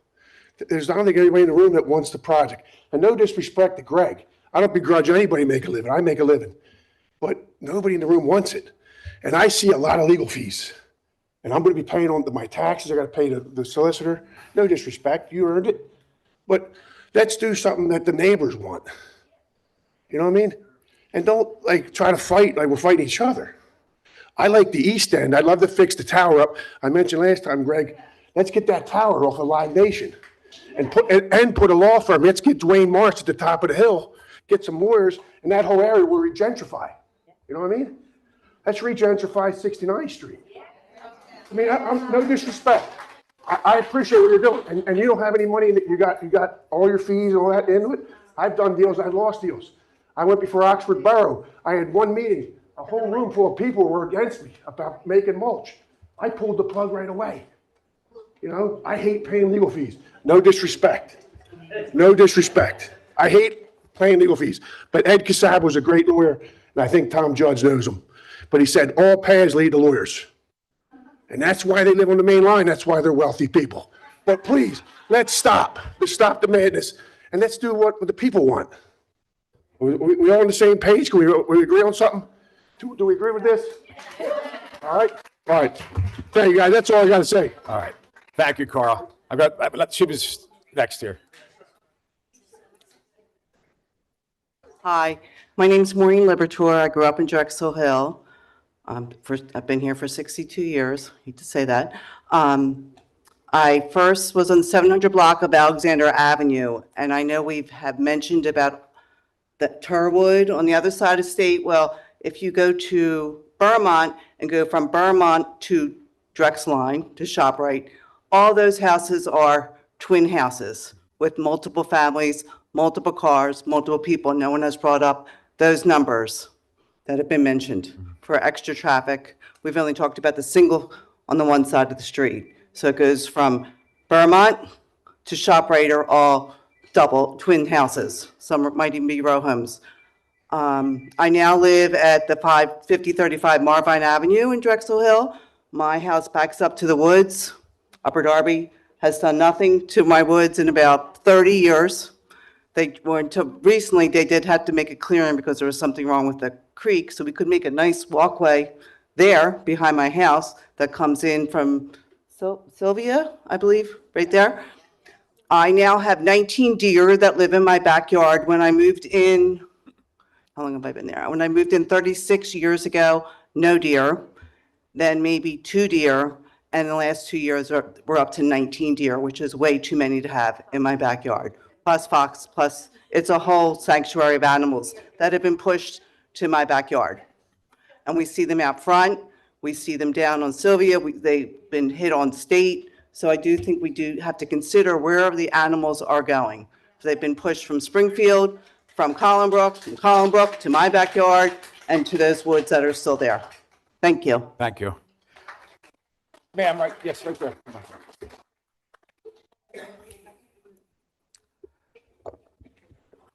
Hi, my name is Bernadette Lynn. I live at 5000 Smithfield Road in Drexel Hill, across from the Aronimink School. So I'm up the street from Collinbrook.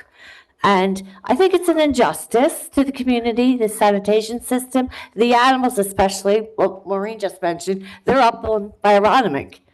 And I do not approve. Thank you. Okay. I'll give, would you like to speak, Laura? Come on.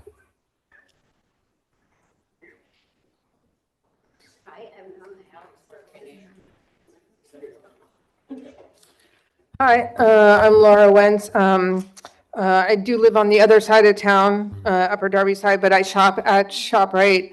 And I'm an environmentalist, and I'm really concerned about all of what's being discussed here this evening. I'm concerned about the loss of trees. I'm concerned about air quality. Everyone was just talking about the animals. Cobbs Creek Golf Course is behind my house. When they clear-cutted thousands of trees from there, the animals went somewhere. They came into our properties, right? They followed the creeks, and so forth. That's a concern. They ended up on our streets dead.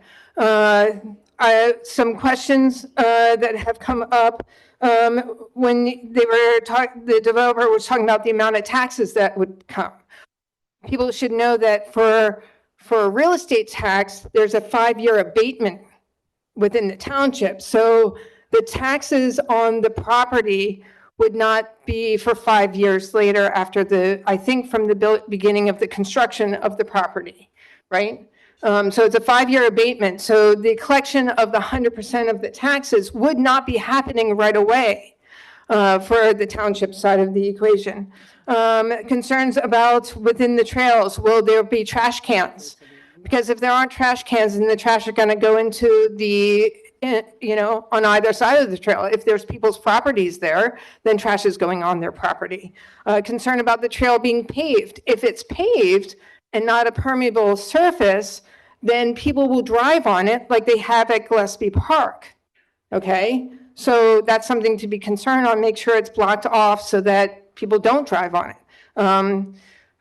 Concern about I know that when Drexel Line was being constructed, Collinbrook Creek runs underneath Drexel Line. How much of the creek is underground on this property as well? Also concern. When the landowners were talking, so the landowners created a development, or not landowner yet, but the project that they're presenting. They created the ordinance. That's a huge concern of mine. That ordinance should not come from a company. It should be coming from the township. It should be coming from the people that have to implement it, the people who have to work on upholding it. If you allow them to write the ordinance, then you're giving them all the control of what governs this township to a company, right? That's a problem. The residents live here. If he doesn't live here, right? So I'm very concerned. I'd like to see that ordinance. And I'm very concerned about it being adjusted to actually meet what needs of the township. You have 3 minutes. I do have a couple questions. The ordinance, it was part of the agenda, right? The draft order. We didn't have it. No one out there had a copy of the ordinance. It was not. It was publicly available. It's on the website. It is on the website. Yes. Okay. All right. Okay. All right. And Deb, do you want to address the tax abatement? Just everyone in the room. I don't believe there is a tax abatement. Yeah, as of this point in time, there is no application for alerta, And so the taxes would be collectible 100% from day one. Great, that's important to know. Thank you. Thank you. And then, Listen, your 3 minutes is up. We got other folks who want to speak. sorry, okay. All right. Okay, how about, folks? Apartment rental fee. Okay, right over here. Okay, please.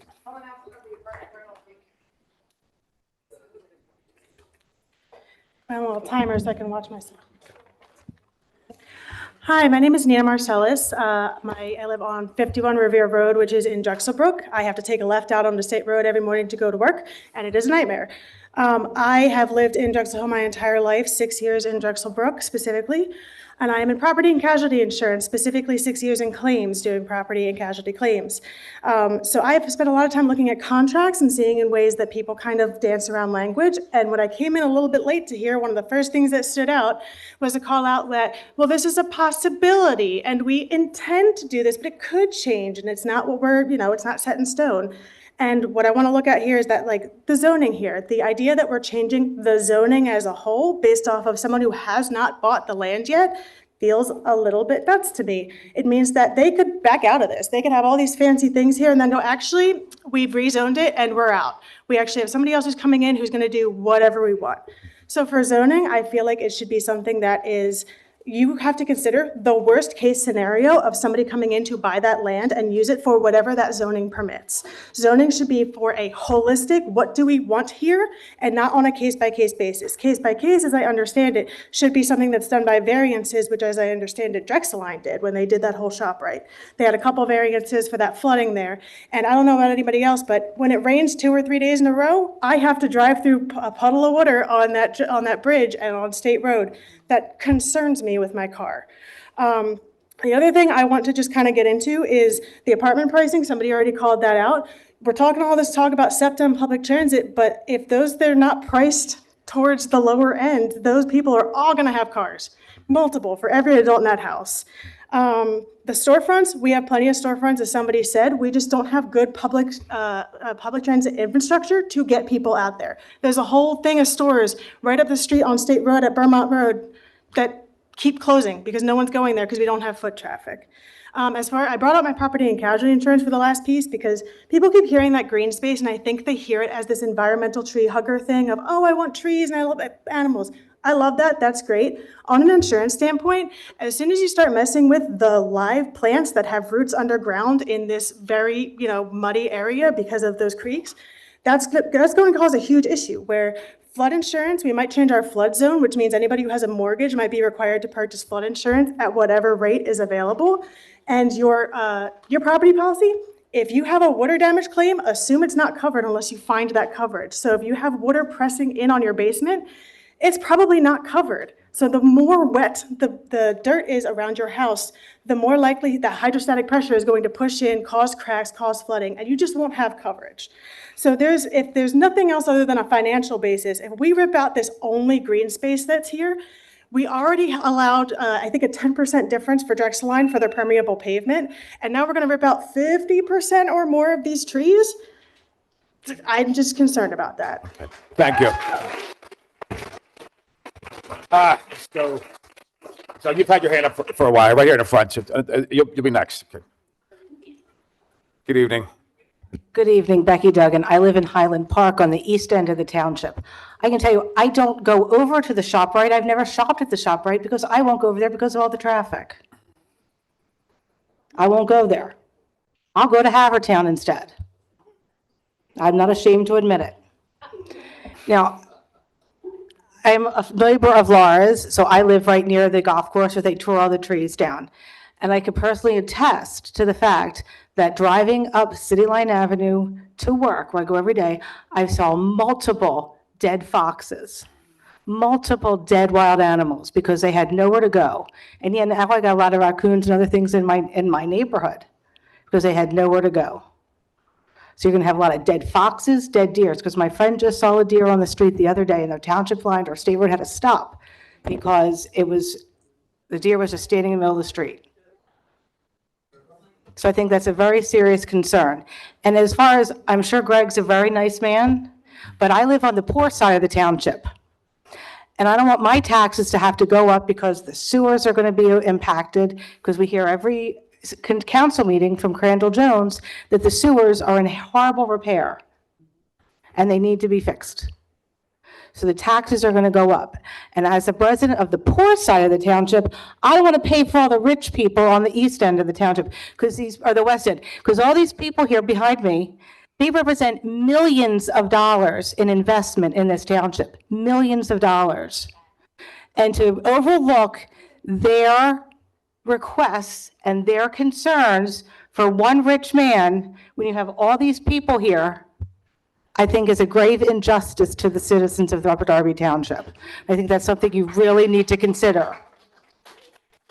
Thank you. I've got her next, and then you do so.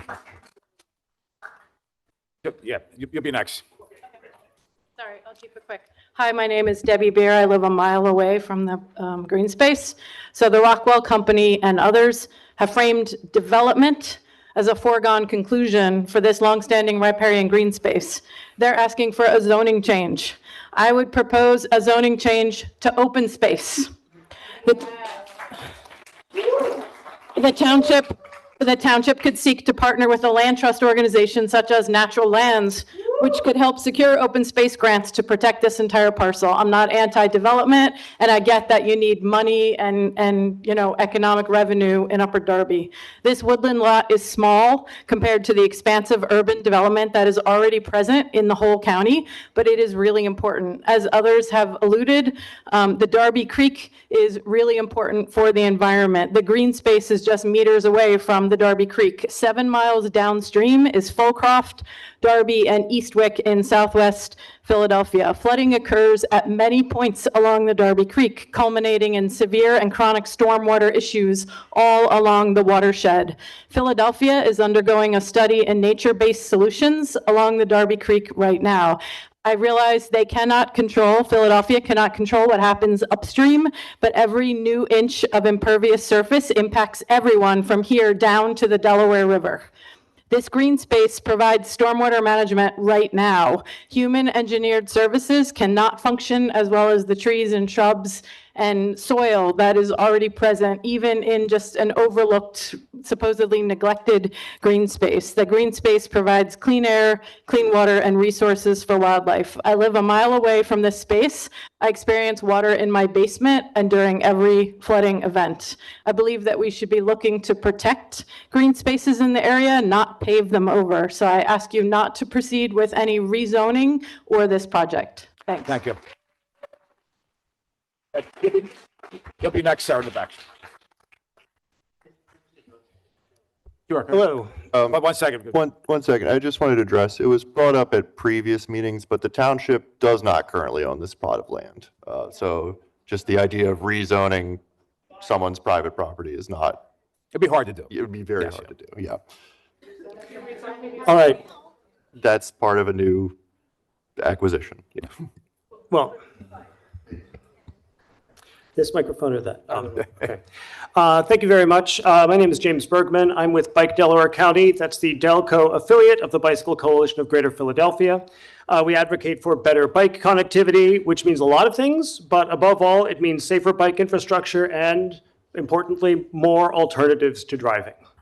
An important element of this is to remove constraints on the development of dense, walkable, transit-accessible communities with numerous biking and walking connections to surrounding neighborhoods, all of which this particular parcel of land fits.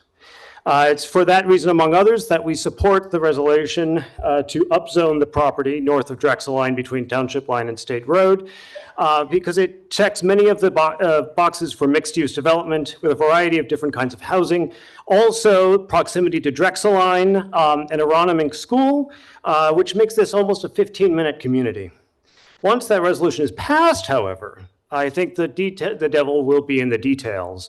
And we will definitely want to see, first of all, more engagement with the local community. I was a little bit concerned to hear that that the neighbors did not get much of a say.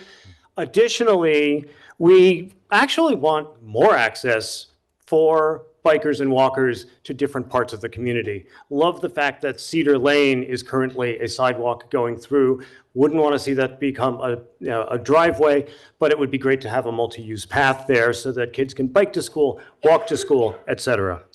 I'd also love to see the spur from this also connects to the Darby Creek Trail, so people can actually bike down to the Darby Creek Trail. And once some of the trail is completed, they can go down to Drexel Brook, they can go over to Havertown, they can go over to a lot of different places. There are definitely things that we would like to see, though. Wider buffers, sidewalks next to State Road, a mixed-use bike path out to Cedar Lane, additional mixed-use paths out to Arrowhead Road and Stanbridge Road. Once again, not cars, people being able to walk. Because honestly, right now, as a cyclist, I find it very difficult to bike anywhere from the Pilgrim Gardens area over to the Bond Avenue area, which has a lot of different schools there. And it's a great way to get across Upper Darby, too. Thank you very much, and thank you for your time. Thank you. Yeah, this, I just want to comment, it would not connect to the Darby Creek trails. That this development would not. Well, that is something we're going to want So to talk about. you'll be next. Okay. Good evening, Good evening. board, or whatever you guys call yourselves, citizens. My name is David Dryden. I live at 1114 Vermont Road.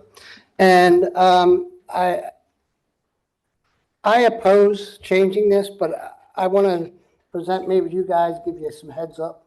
Number one, the pricing of the houses, the taxes, the real estate tax, the county tax, the council tax, and school tax. I don't know who you're thinking you're going to attract to this area, because I walked around, I was home for a few days. I looked at how many houses were for sale in this neighborhood. I walked around, I looked at how many vacant storefronts there were in this neighborhood. And I don't know how you would be able to fill all those. That's just a word of caution. I know you haven't done your studies, but I think that's one study you should really do, is how much you think somebody, what return you might get on that. Because I don't know that you would. And I know you mentioned the Ellis Preserve. I've been out there. That's beautiful. But there's also other open land around that, which we don't have here. The other thing I wanted you to consider is, again, the open space. I know you said that it's going to get developed. It doesn't have to get developed. As the young lady over there said about the environmental issues, I know a lot of people talk about climate change. You're going to take down green and you're going to put up not green. And what does green do? Does everybody know what photosynthesis is? Well, the green takes in the carbon dioxide and puts out the oxygen. So the less you have, the less you're going to get. And also, if this ever gets to the council, or which I'm assuming it will, I sat at a council meeting a few months ago, and a nice young lady came up here and touted about this grant that they got to make Garrett Road more green. So they are concerned because Garrett Road from here to, I guess, Lansdowne doesn't have enough green, and they're going to get a grant to put more green. But now we're going to take all this green away. So that's all I have to say. Thank you. All right, thank you. In the back, please, yes.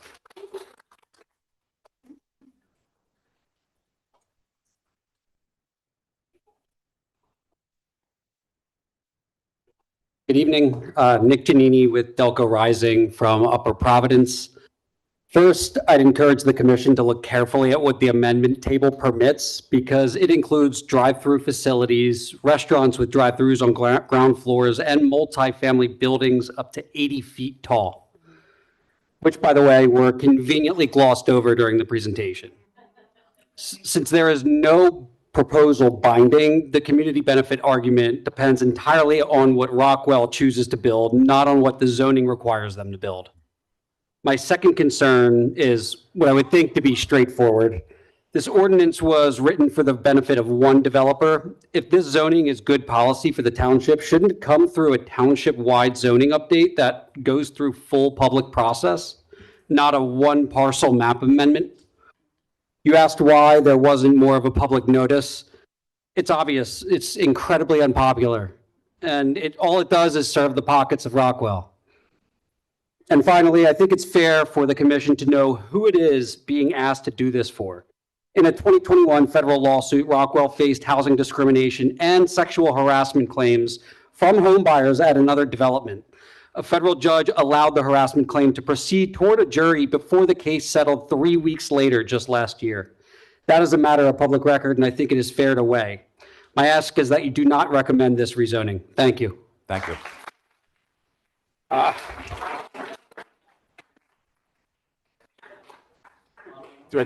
You can go ahead. If I could just respond to the last comment there. I would say that if I was the type of person that sat on my couch all day long, nobody would ever file a lawsuit against me. We are a very public company. I am a public figure in a sense. And because of that, we are targeted at times. And, you know, when evaluating a person, as we get to kind of the personal attacks, I met my wife here in Drexel Hill 36 years ago. I'm from Delaware County my whole life.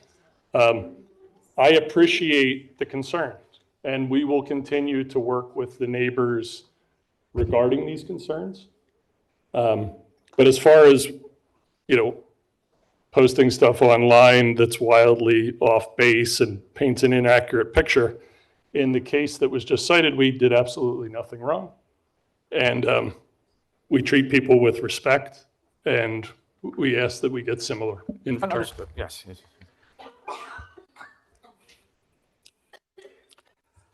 Council. Hi.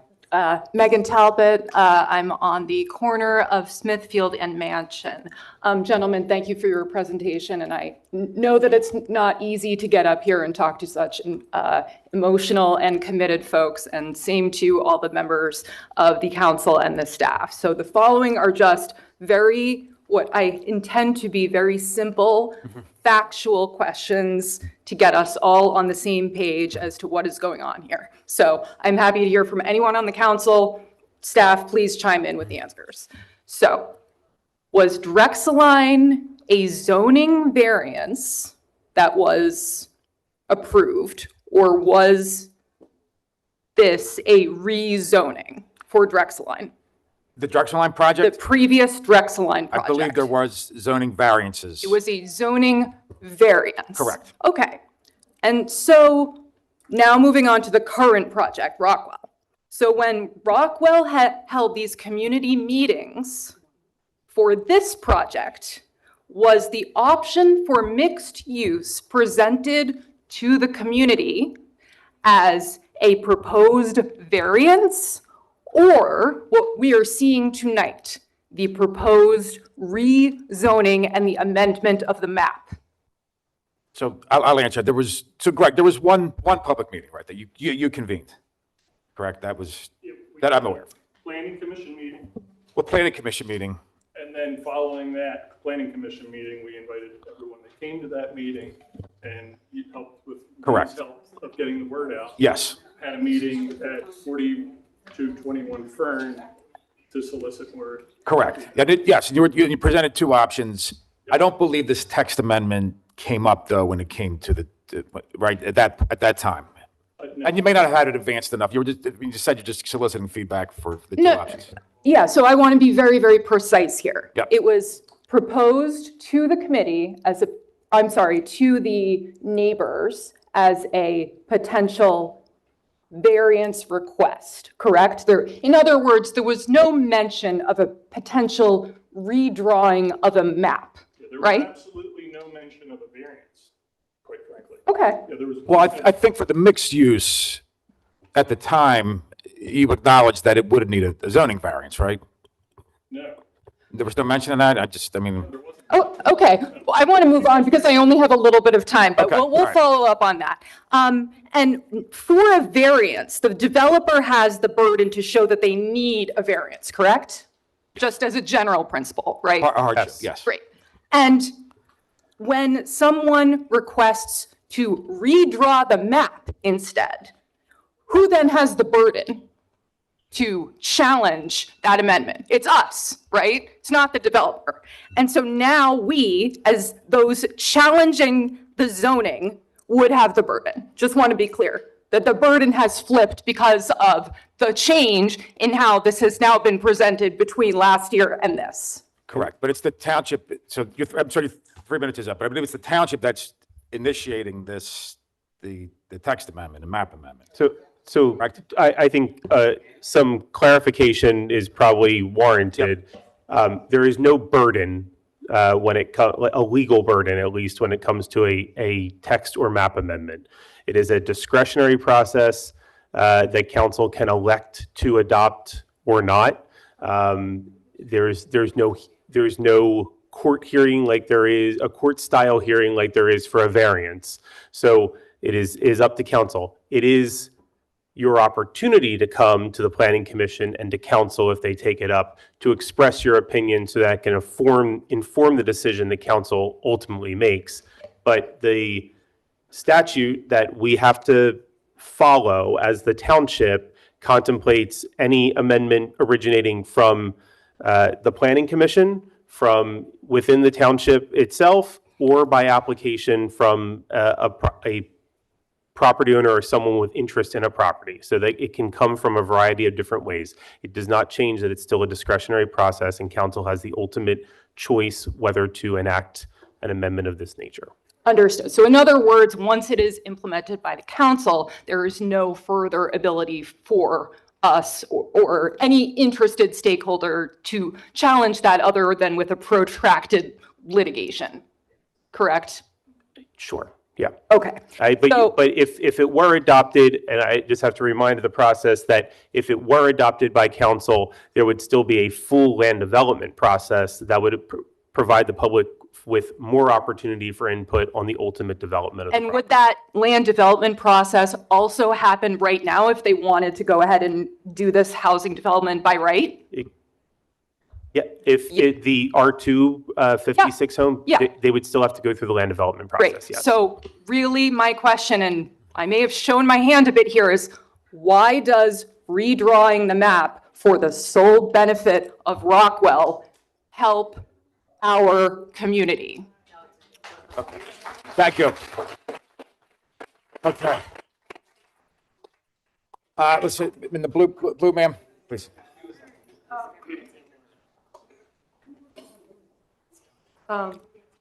My name is Dolores Lombardi. I live in the Highland Park area, and I have been the previous chair of the Upper Darby Shade Tree Commission, and I wanted to make a couple points.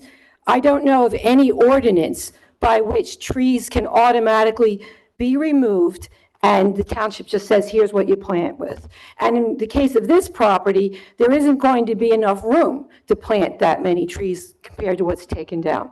And then the second point, in speaking about the riparian buffer, the developer said that they are allowed to put trails in the riparian buffer, and he showed an image.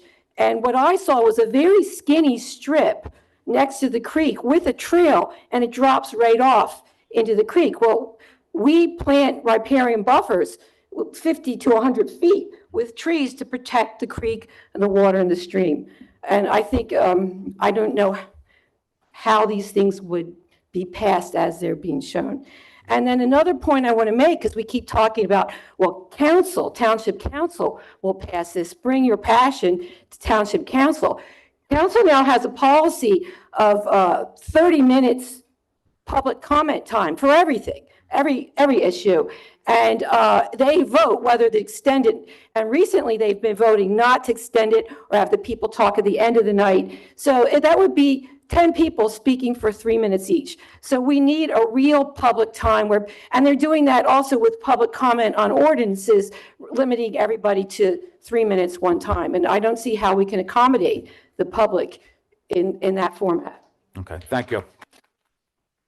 All right. Go in the back.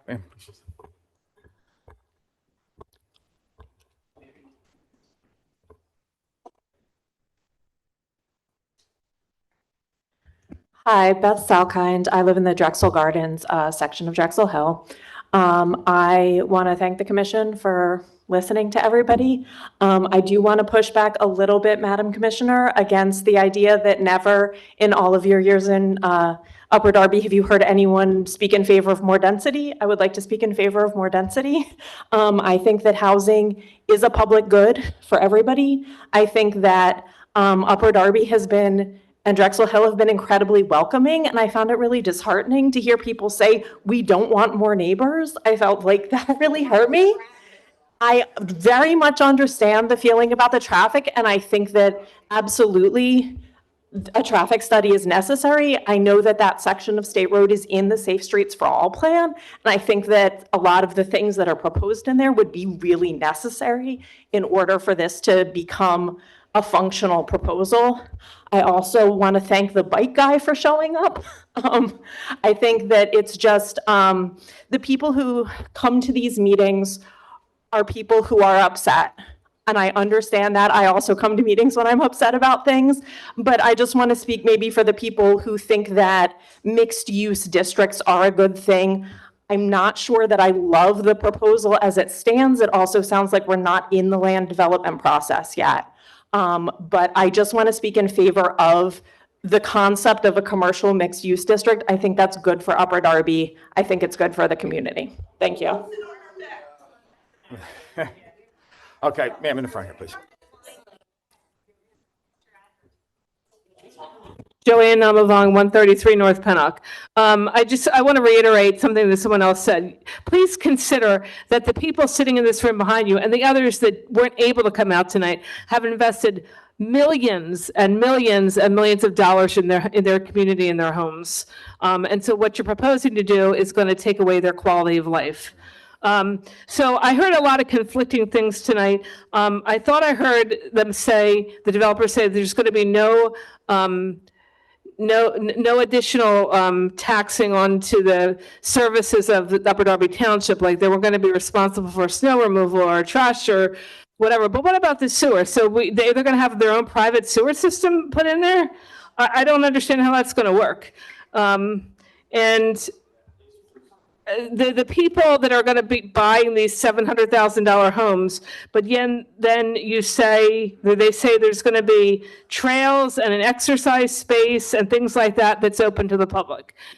So if this is a privately owned area controlled by an HOA, at what point do the people that live there want, the general public coming into the place, things that their HOA is paying for, the amenities?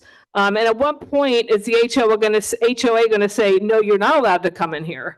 As far as the cars, they say, well, since it's near a trolley stop and bus stop, the people aren't going to really need too many cars or whatever. But we do know that that's not really true because, as someone said, 700,000 K home, you're going to have more than one car. You're going to have 2, 3, 4 cars. But my point was, about the number of cars, it's going to create more fumes, more air quality problems, more traffic. Let me see what else. What about when people use the common area and they trip and fall? Like, who's paying for the insurance on that? Like, how are people? It's just, to me, like it's such a bad idea. I had so much more, but please, I'm asking you to please don't put this through. This seems like a plan to me. I know you said it's not spot zoning. It sounds to me just like spot zoning. Why did Rockwell write our ordinance? This is Upper Darby Township. Don't we have a solicitor that writes ordinances? But yet you got a Rockwell development to get their attorney to write the ordinance? Seems fishy to me. Thank you. Thank you. Okay, anybody else? Ma'am, in the front here, please. I'm probably going to reiterate a lot of what others have said. So my name is Terry McGrath, 5018 Sylvia Road, Drexel Hill. I'm a 35-year resident in Drexel Hill, and I'm just going to speak tonight to raise my voice, strong opposition to the zoning change. And pretty much everyone here, voices the same opinion.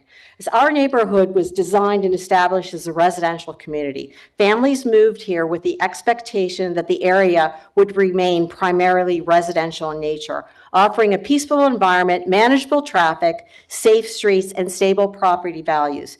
Rezoning and approving intensive multifamily and commercial development would permanently and fundamentally alter the character, safety, and quality of life in our community. A mixed-use environment with the addition of buildings that, according to the proposal, may stand at a height of 80 feet, about 8 stories, simply does not belong in the middle of a community bounded on one end by a church and Montessori school and single-family homes on the other. And one of the biggest concerns is traffic. Taxing State Road with the addition of the ingress and egress areas for mixed-use development on top of the chaos that we already experience in this area is irrational. And the additional traffic is also going to be affecting our side streets. I live on Sylvia Road, right at the Collinbrook Farm entrance, which already experiences cut-through traffic with the expansion of Aronimink Elementary School. And, you know, residents walk their dogs on the street, children ride their bikes and scooters, many walk and jog for exercise, and some of our residents have special needs. In a society driven by instant gratification, with people constantly looking for the fastest way for fulfillment, it wouldn't take long for people to figure out that, hey, take Sylvia Rose, it is cut through to get to the new development. And also, you know, people have said, another fallout is the displacement of wildlife. And there are herds of deer in our property at one time. Allowing mixed-use development of Xenotrack would destroy the habitat not only for the deer, but for other wildlife as well. The animals would then encroach further into Collinbrook, which is a small area, and our neighborhood, eating more of our landscape vegetation, which we pay money for, dropping more of their waste into our yards and increasing the potential for tick-borne diseases. This issue is not about opposing development. The issue is respecting existing communities. Once residential character is lost, it cannot easily be restored. I respectfully ask the committee to deny the rezoning proposal and prioritize strategies that preserve the integrity of our residential community. Here's an idea to explore. What about a Mazzino Park with a connection to Collinbrook Farm, a project more compatible with quiet enjoyment the residents reasonably expect in a residential setting, especially since only 6% of Upper Darby Township is used for parks and recreation, significantly lower than the 15% national urban median. We, the residents, will ultimately bear the burden of any negative impacts of the development. As I previously voiced, please listen to our concerns, invest in our community by leaving us breathing room, not concrete and steel. Thank you. Okay, all right.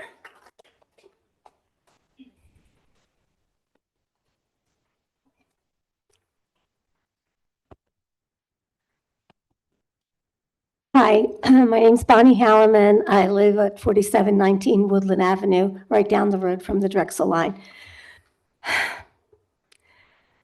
I'm not going to repeat all of the good things that people have said why this development shouldn't happen. I am the leader of the tree tenders group in Upper Darby. I have just retired as the chair of the Upper Darby Environmental Advisory Committee. And there have been a lot of good points that have been brought up. Originally, when I came to the first time of hearing Mr. Gregg's proposal at the Planning Commission, the consensus was don't do anything there, let's leave it open space. But of course, this is private property. And if, and this is the question I want to ask Mr. Lingo. So, Use the mic, please. if you are denied this mixed use, will you build the 56 houses? And if you don't want to build the 56 houses because it's not going to be as lucrative to you, will you not buy the land? Can you answer that question?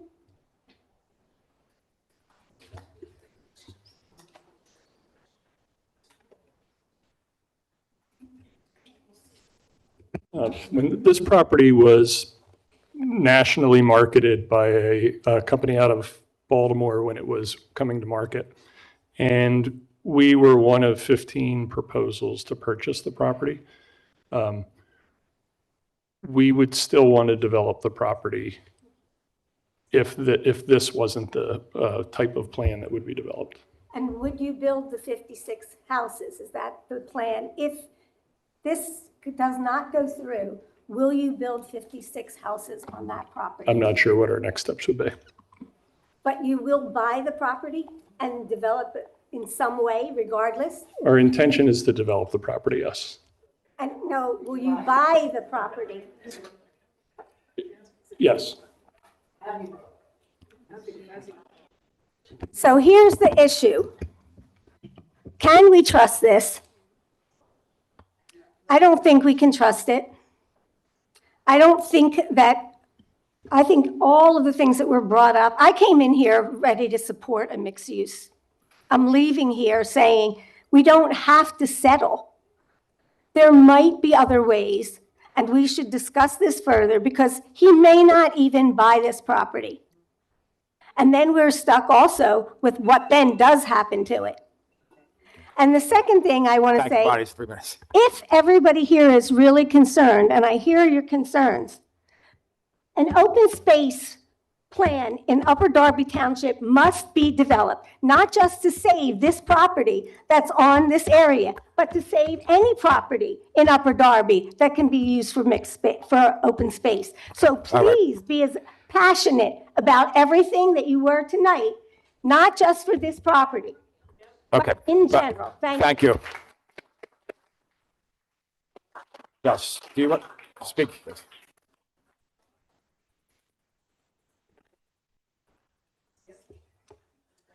Good evening. My name is Noah Fields. I live on Blythe off of State. Firstly, I want to thank all the members of the Planning Commission and staff and the residents for coming out and participating in such a lively civic engagement. I really am filled with an immense sense of pride seeing everybody come out and so passionately voice their opinions on business of the township. I serve as Vice President of Council, but I come before you tonight as a third-generation Upper Darby resident, speaking in my individual capacity. As the elected official who lives closest to this property, I've given this proposal a great deal of thought. Over the last year, I've spent a lot of time reviewing township finances, capital needs, infrastructure challenges, and the history of decisions that brought us to where we are today. What I've come to realize is that for far too long, we've spent more time reacting to challenges than positioning ourselves for success. Many of the issues we're dealing with today developed gradually over time.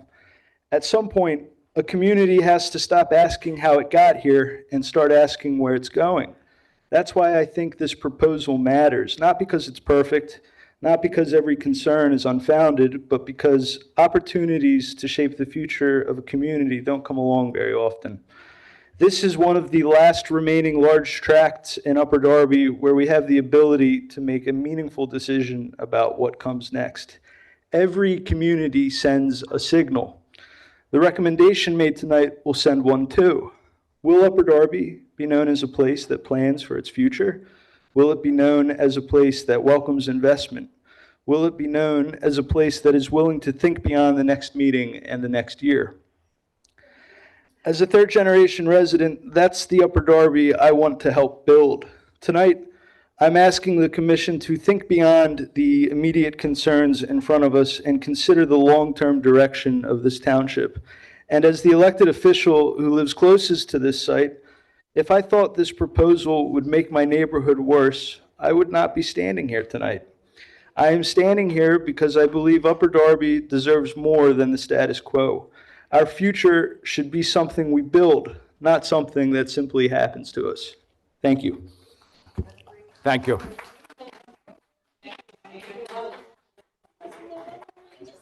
Ma'am in the blue.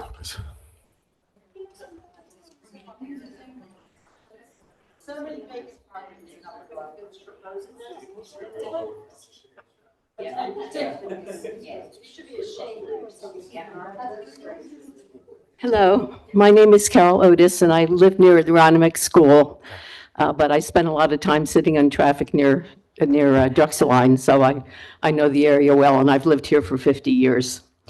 I just wanted to comment that I know you said you did a traffic study, but until a complete impact study is done, I don't understand how we can even grasp the full impact of this project.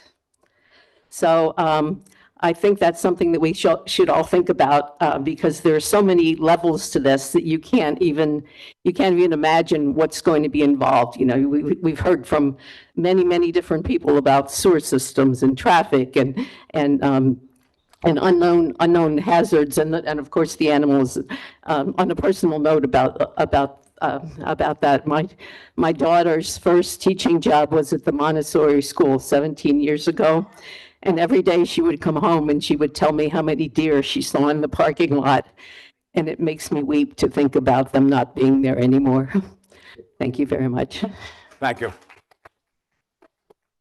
Okay, any more? Ma'am, wait a minute.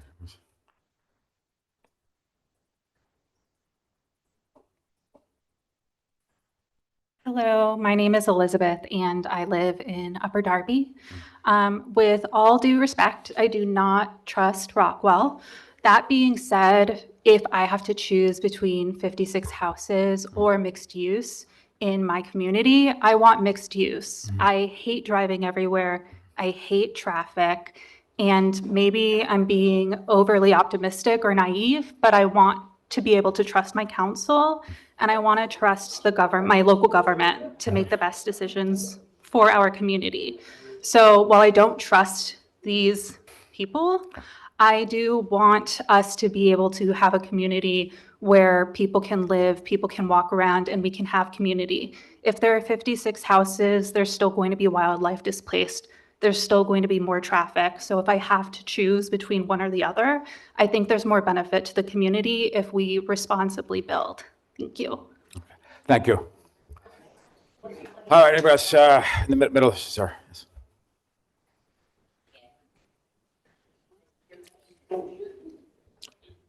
Hi, my name is Jamie Watts. I live at 639 Lukens Avenue. This is a deeply unpopular proposal, and it's already hard enough on everybody. Now, trying to change the zoning is like rubbing salt in a wound. We want this land to be preserved. So if there's any change in zoning or a creation of a new district, it should be open space. I say you skip all of this, work with the township, work with Natural Lands or Darby Creek Valley Association to acquire the land, acquire the property, and preserve it as open space forever.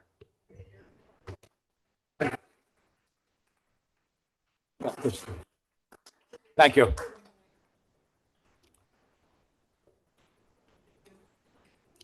Good evening. Thank you for being here.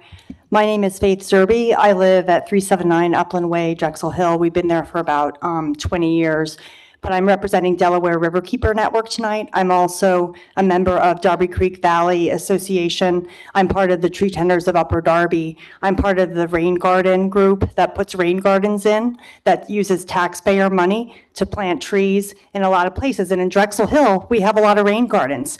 We just actually put a big presentation together throughout Delco talking about all these great rain gardens to keep stormwater out. Meanwhile, here we have what's happening with Rockwell dividing the power, right?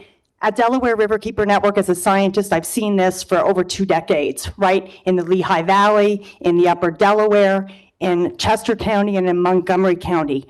Which of the bad options are we going to take? Right? Where are we going to give our power away?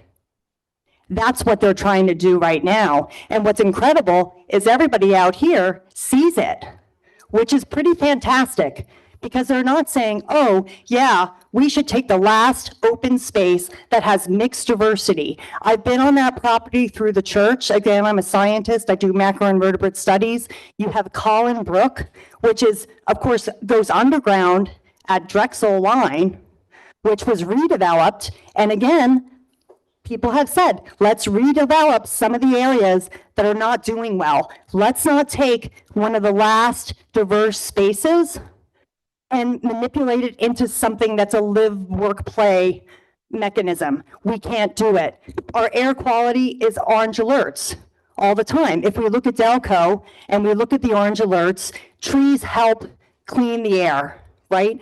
Our neighbors, someone mentioned Eastwick, flooding, Cobb's Creek. We are putting, I sit on advisory committees, right, for Cobb's Creek. I sit with the John Hines Wildlife Refuge that talks about using natural capital to reduce flooding. Guess what? This 15-acre or 13-acre parcel is natural capital. It's GSI. It's already there. So this developer is manipulating us to divide us. And tonight I would ask you to not say that you want to recommend a certain thing to council. And again, Dolores Lombardi talked about the fact that public comment's been short shrifted. The community meeting sounds like a farce. We see it time and time again with these developers. And the good news, they don't own the site. They don't own the site. So how many times, whether it's Don Guanella, whether it's Montgomery County Farms, has this happened over and over again? If we stand strong tonight, and if we listen to the people, this may be a preserved area. So please consider the open space, consider keeping this GSI and forested. Thank you for your time, and we appreciate you. Thank you.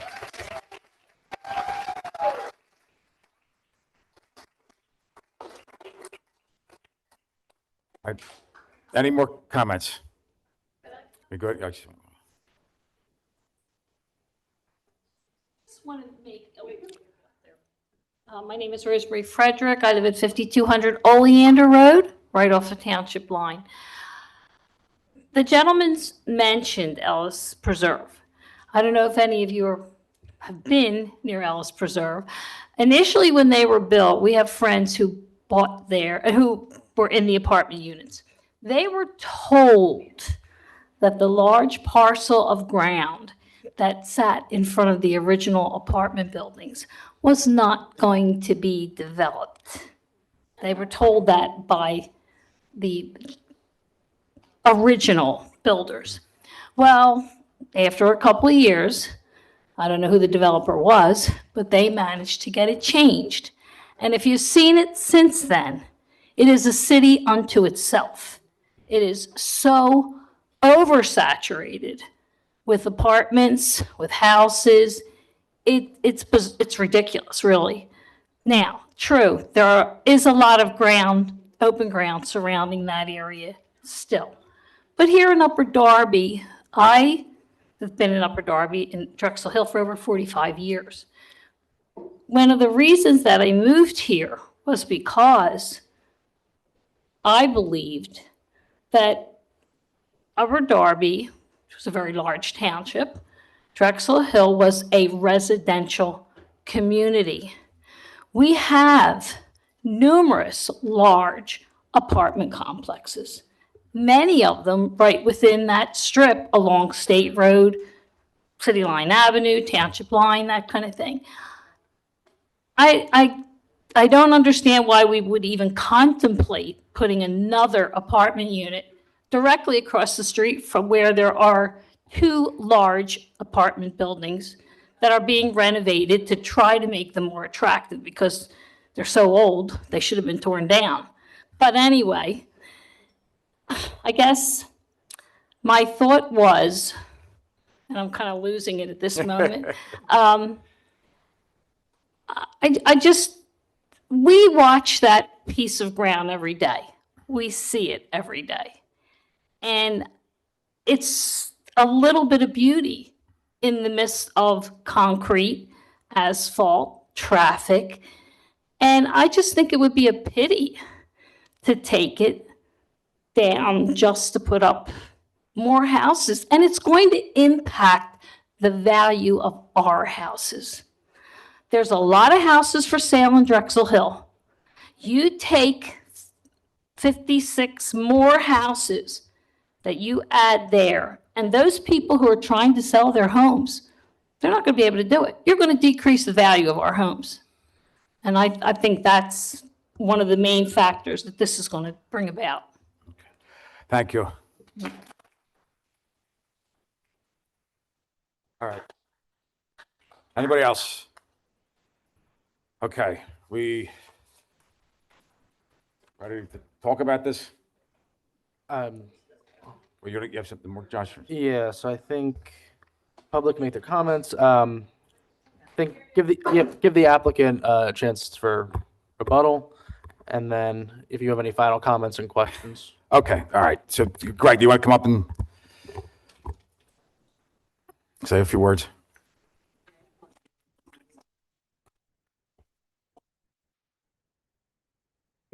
Just as when I started, I wanted to thank everybody for the evening, and again, I appreciate all the feedback that we're getting from the residents. Thank you. Okay, thanks. All you guys. Any Okay. questions, comments, concerns? You want to start, Craig? Go ahead. Yeah, I want to thank everyone for the comments, public comments. I really appreciate the passion in the room and the ideas shared because I too have a connection to the land there. I spend a lot of time. My boy goes to a daycare right down the street. We run in the running store in that area. I'm very interested in this space becoming accessible, becoming safe, becoming the traffic is a huge concern of mine. I do pull out of that pull out from Drexel Brook onto State Road, and it makes my heart jump every time. I don't want more cars going down that road.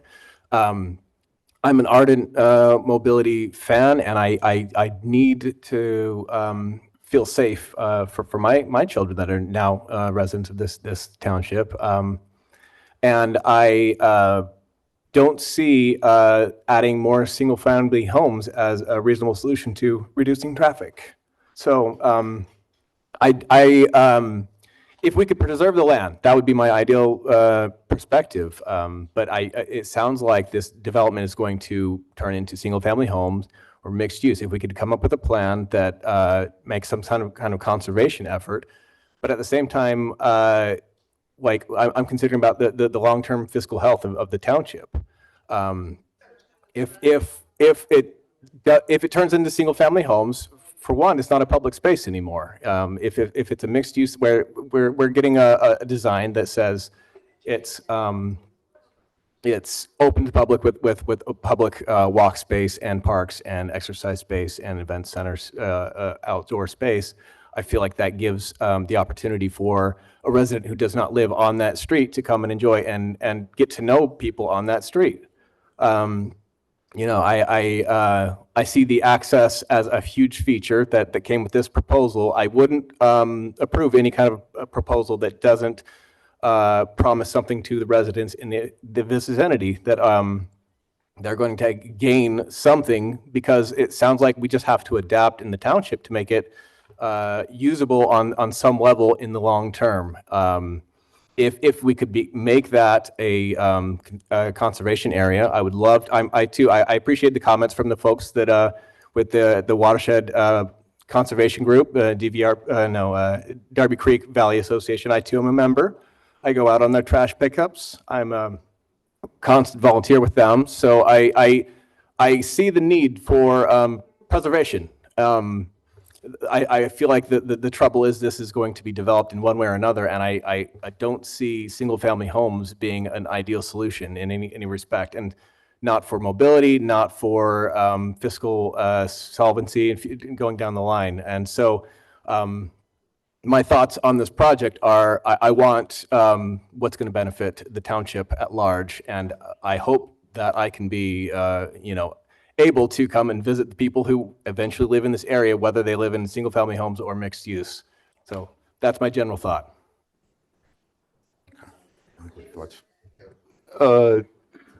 I would agree with a lot of the things Craig has just said. I also say that listening to you all, the main concern, well, my main concern personally is also sustainability, and would, again, want a huge focus of, we have ordinances, like we've said, to offset some of this, but again, this is a tremendous offset being asked, so that is something that we would hope to follow moving forward.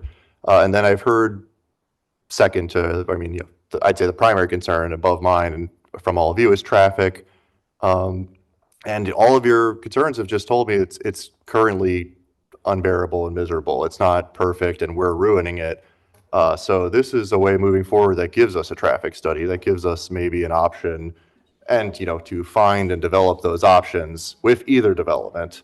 But moving forward, again, I'm going to ape most of Craig's points and say that I do think the mixed use is a way more interesting plan than just 56 single-use townhomes. I'm going to go last. Yes. Well, I appreciate everybody showing up and for comments. I also feel that this proposal was put together to benefit a developer and not the community. I'm like shocked that the township would even entertain something like this without getting more input from the public. And I feel this was done so quickly. I do feel is partly unethical in my mind, that there's not enough evidence, that I don't know how I can vote on something where there's not any studies to back it up. Everybody is making assumptions, and I cannot, agree or support based on assumptions. I am very concerned about the safety issues, the public safety issues. Not only is that hospital going to be built, but there is a proposal for a car wash, which I'm not sure people are aware of, near Idle Hour. And there'll also be this development and the construction on the bridge. I don't know how ambulance are going to get down Route 1 or State Road. I mean, this is a very serious issue. I am not confident with the finances in general. I've never seen a treasury report. I go to council meetings. I really don't know where all the money's going. I see this as a very quick money grab. I feel the township's excited that there's actually a developer that has an interest in Upper Darby, but maybe you can tell them to look in 69th Street. That we need to bring back, the restaurants. We need to bring back entertainment. We know Cobb's Creek is right there. I mean, and there's vacancies all over. I'm all about repurposing properties, but not taking away the open green space that we have. However, I do understand that, as it currently stands, that 56 homes, single homes can be built. I think that would be less of a burden on the township. I think that this multi-use community proposal is not something that I will support right now, and it doesn't go with our comprehensive plan. So I am a no, moving this forward.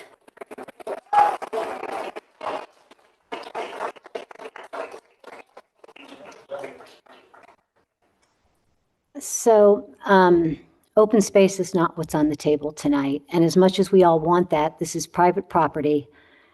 It's zoned residential, and 56 houses can go there. There were 15 proposals to buy this property. None of them were to turn it into preserved space. Private people are after this property. And so what's in front of us is, what are we going to do with the situation in front of us? The open space is not what's in front of us, sadly. So we have to contend with that.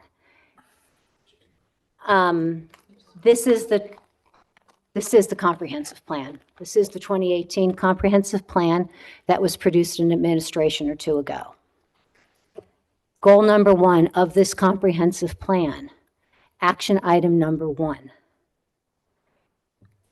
And this was done with the input of hundreds of residents of the township prior to its publication in 2018, included a steering committee of 21 members, went through council, went through surveys, there was a website produced, there were open houses, there were 7 separate neighborhood-based meetings. Everything was surveyed from open space to recreation to traffic. Goal number 1, action item number 1. We should create transit-oriented development areas. Goal number 1, action item number 2, amend the township zoning ordinance. A cornerstone of successful future of land use development opportunities, introduction of the specific mixed-use zoning along our primary corridors. It is indeed in our comprehensive plan to think about mixed use. It was recognized in 2018 that in order to help move the township forward, to diversify our housing stock and to diversify the revenue streams that come into this township, that mixed-use zoning was at the top of the list as to one of the ways we can do that. In the meantime, we've not done it. This is the first time someone is asking for, perhaps we should look at truly a mixed-use zoning designation, which, has been in the book since 2018. In the meantime, Upper Darby's development base is losing assessment value. In just the past 3 years alone, we have taken over 50 properties off the assessment rolls and into tax-exempt uses. They might be houses of worship, and they might be disabled vets. Those are good things. Those are good reasons that we should, as a community, perhaps lose some things off our tax rolls. But that money has to be replaced somewhere. We have to get it from something. It is the sad reality that if we'd like to exempt a disabled vet's property taxes, we still need to make that money up somewhere else. At the same time, some of the larger apartment buildings that exist in the township and so on are not being properly maintained. At least, you know, code and so on is one thing. But skirting by the codes and not maintaining them well enough to the point where we are experiencing tens to 100 million, last year alone, $149 million of downward property assessments in Upper Darby Township. People are not investing. They're letting these large apartment buildings and other properties kind of slide. And so what do we do to turn that around? How do we start getting the ball rolling in the other direction? And we need to build for the future, and we need to welcome certain levels of investment. We can't make the case for private developers as to which pieces of property they should buy, whether or not they can make a financial go of it in redeveloping parcel X versus buying new at parcel Y.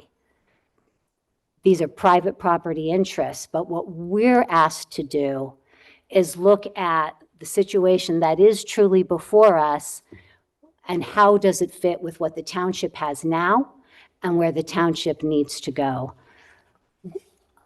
On the finance side, and it is, I mean, people say, oh, it's all about the money. Well, without the revenue, the township doesn't run. And you all know very well that the EIT tax very unpopularly went in last year. The EIT was specifically noted in our bond rating that was just reinstated. The bond rating agencies made it very clear that the fact that we put in an EIT that diversified our tax revenue stream was a large part of why we got our bond rating back. Diversifying further tax revenue streams is something that a mixed-use development does for us. Allows us to keep that ball rolling. The bond rating is back. It does need to go higher in the future. We need the bond rating so that we can borrow money and fix all the things that you rightly have said need to be fixed. There are sewer areas that need to be fixed. We need the capital to do that. We're going out for a bond. We're starting that process. If we don't have good diversified streams of revenue and we don't have, when we can't show the bond buyers that we've got development going on in this township and rolling us forward, we'll get very bad rates. And then that's really hard to pay back. So these are so many parts of this come together. And changes is very hard. All the pieces need to be looked at as to what is going to move the township forward. And regarding, you know, the last thing I want to say on the money is it is $250,000 more. It is. That's if the 56 houses go in versus if the mixed-use development goes in. It's not a lot, and it's a low estimate.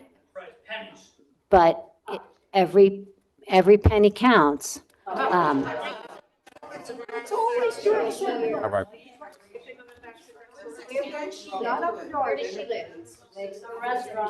So this, you're citing the study that was done shows the $250,000 difference, right? That's. There's so much vacant that you're not taking care of. Upper Darby, it's always Drexel Hill. Always. Because, and the woman back there, oh, well, you know, yeah, we're the richer section. We're not all rich. I mean, yeah, there's some wealthier people, but I'm not Nobody rich. online can hear her. By no means. What's that? Nobody online can hear And her. we Okay, pay all right. these taxes that we're covering old Drexelbrook. I'm sure Drexelbrook probably doesn't pay as much tax as they should. And all these empty stores and everything, Garrett Road and all this, and the schools are so crowded. That was my first thought when this came up, was where are these kids going to school? because they already enlarged Aronimink. I live right across the street. And they did a traffic study. They did it the day the kids were taking the SATs, and it was a half a day of school. So is that going to be the traffic study on state and township line? They need to be out there between 7 and 9 in the morning and 4 to 7 at night. Right, and as part of the land development, which would be after this. Sorry, but I don't know who decides when to do traffic studies, but that's a joke within the township. Right, and should this go to this point of land development, traffic studies would be a part of that land development plan, but that's not what we need to, that's not what's on here tonight. But we're worried about, they want to build all this. There's so much empty. Upper Darby has nothing to offer. It's not a decent restaurant. Everybody goes to Havertown. Springfield's got Saxer Avenue that has loads of stuff. We have nothing. And to start the ball rolling, we have a developer in the room.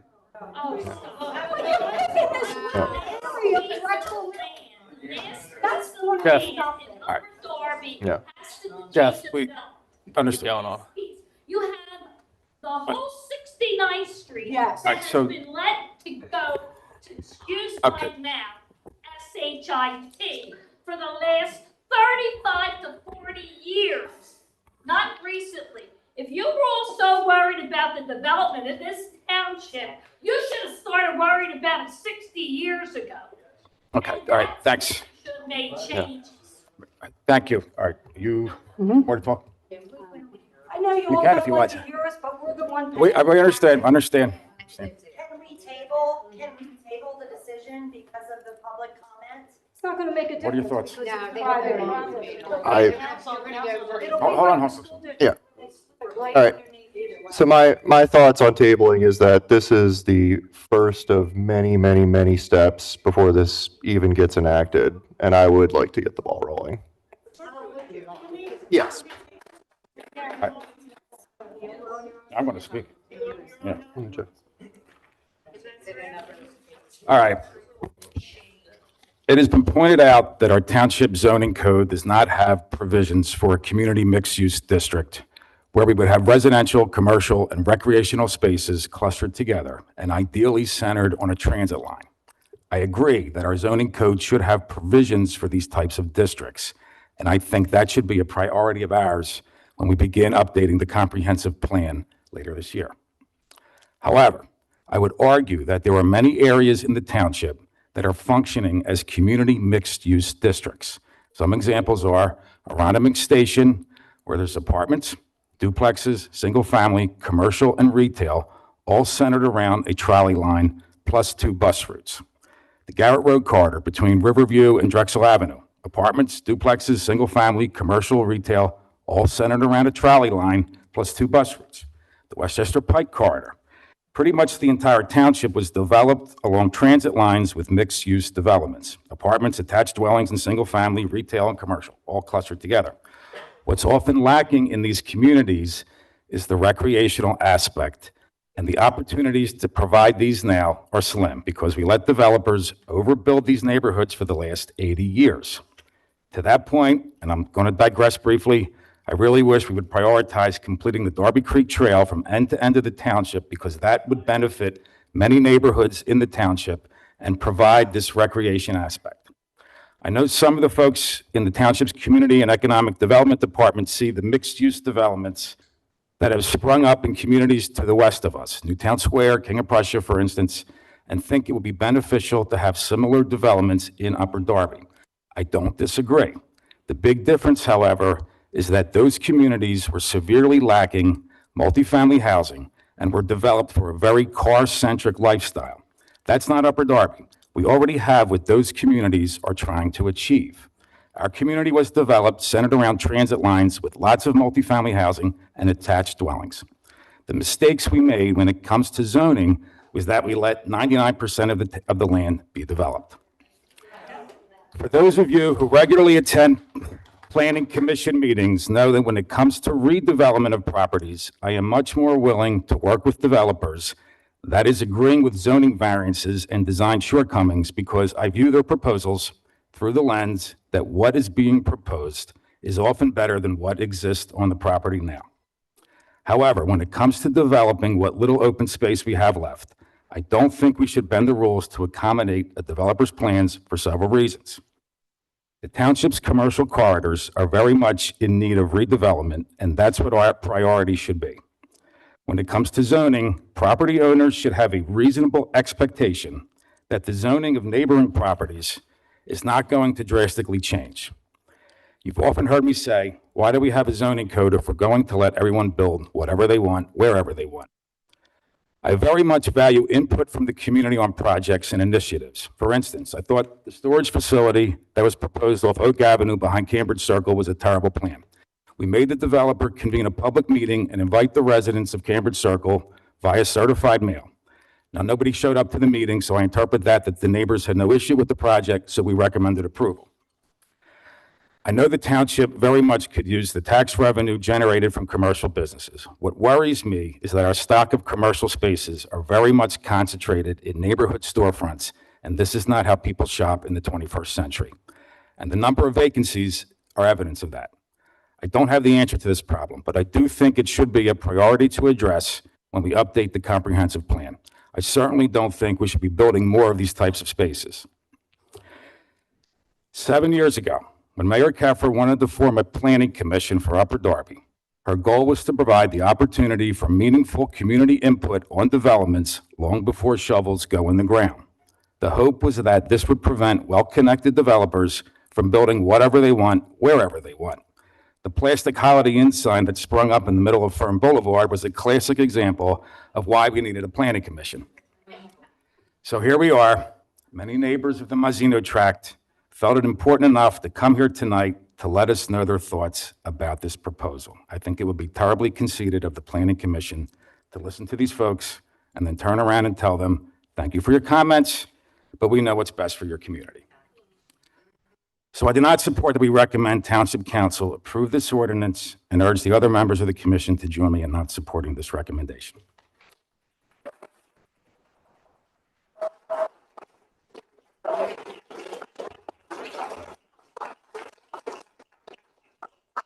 Is there any more discussion before I ask for a motion? Okay. So I need a motion for a letter of support from the Planning Commission to recommend the Township's Council make a text and map amendments to the Township's zoning code to change the zoning for parcel 16-11-01760-02 located at 0 South State Road from R2 to a community mixed use. So moved. Second the motion. Okay, seconds. All right, Secretary, take a roll call vote. Craig, Snap. I would vote to approve the recommendation. Mike, I would vote to approve the recommendation. Jeff, No. Deb, Yes. Lee, I'm a no. All right, so what we're going to do with the recommendation letter, because we're divided, we're going to put our thoughts, so you three, send me some bullet points why you think this is a good idea. Lee and I work together, putting in there why we don't think it's a good idea. That's going to go in the letter, okay? You know, we're strictly an advisory. You don't have to be all.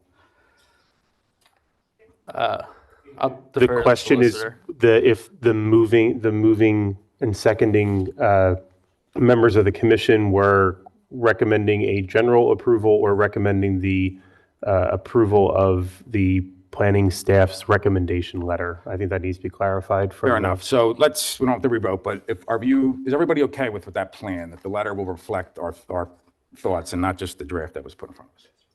You're okay with that? You're okay with that? Are we saying to start with this and then just say, in addition, these are some other thoughts? Or are we tossing this, starting over? I would say start over. It's too one-sided, I believe. I think it needs to be a little more. Can you clarify, like you're talking about the letter that this young man read about at the beginning of the meeting? Correct. The letter is a draft that we're supposed to sign off on. Now, not. Minutes right now, that's what you're talking Correct, yes. It's letters, this is addressed to council with our recommendation. Okay. I guess what was the intention of the? What was the intention of the moving member? The intention of the motion was to approve the letter, As is. as is. Okay. And does the second agree with that? Okay. I mean, the majority can accept additional thoughts to the recommendation, but if the intention of the motion was to recommend the letter, then Is the majority willing to accept additional thoughts to the letter? Could that be done perhaps in an appendix? Or a new Leave the body of the document as is and attach an appendix with specific. I mean, I've updated many letters over the years, you know. I mean, it's the majority, it's your motion and the majority's approval, so. Are you saying that like we can, because it's a lot of, it's rather lengthy and very technical in places, and so I didn't want to revisit the technicalities of it. But at the end here, have an appendix of specific concerns. Okay. An appendix of concerns at the end?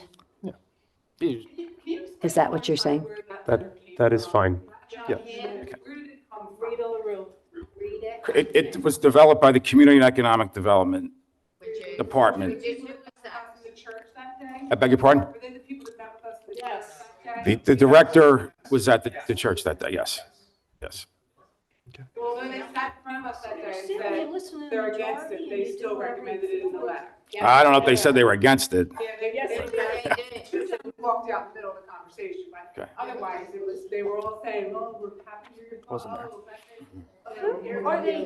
All right, so back to an So I think what appendix. we have is a motion for the letter as it stands with the addition of an appendix to allow commission members to express additional thoughts and concerns such that the council will be made aware of those as it receives the letter.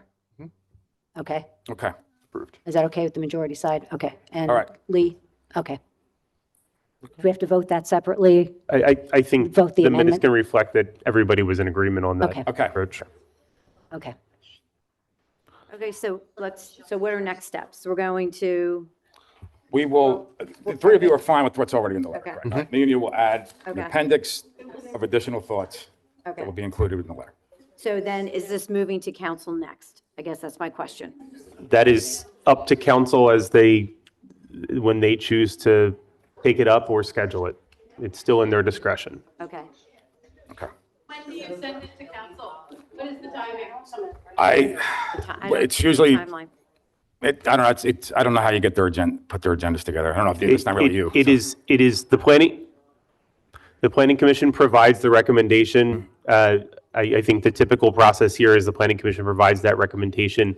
Staff transmits it to council. Council can elect to add it, schedule the hearing whenever they choose to take up the amendment. Okay.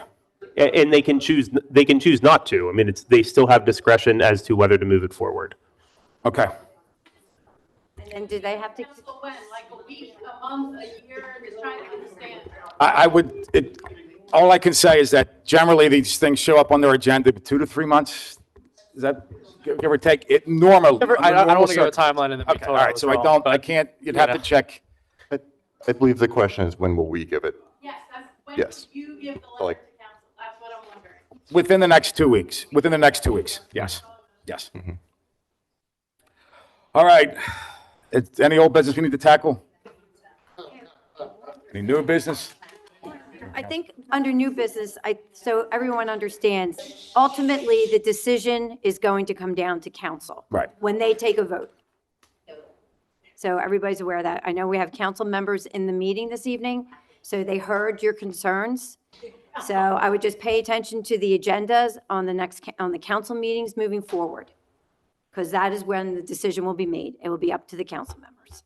A quick question. How do you make a determination that particular lot or that space would be able to hold 54 homes? Does the township determine what each lot should be, or does the township have a set square footage of a lot within Upper Darby? So the current zoning code has provisions for what setbacks and lot sizes are for that, for how it's zoned now. Okay? Even to leave open space and such as their. I believe there's requirements for open space in the land development ordinance, right? This is a long conversation if you want to go on about how all that works, right? There's requirements that will be discussed during land development. Okay. Would the developer be open to perhaps less homes, larger lots that would bring in a better income level on the houses? We can't answer that. Yeah. Well, they're never gonna sell a house for 700,000, would they, Joe? Not in Upper Darby. Not in Upper Darby Township. Good luck to the developer. They don't want to, the school district stinks, so they're not. We good? Keep going. Okay. I do need a motion to adjourn. Oh, yeah. Second. Right, so moved. All right. Thank you, everybody.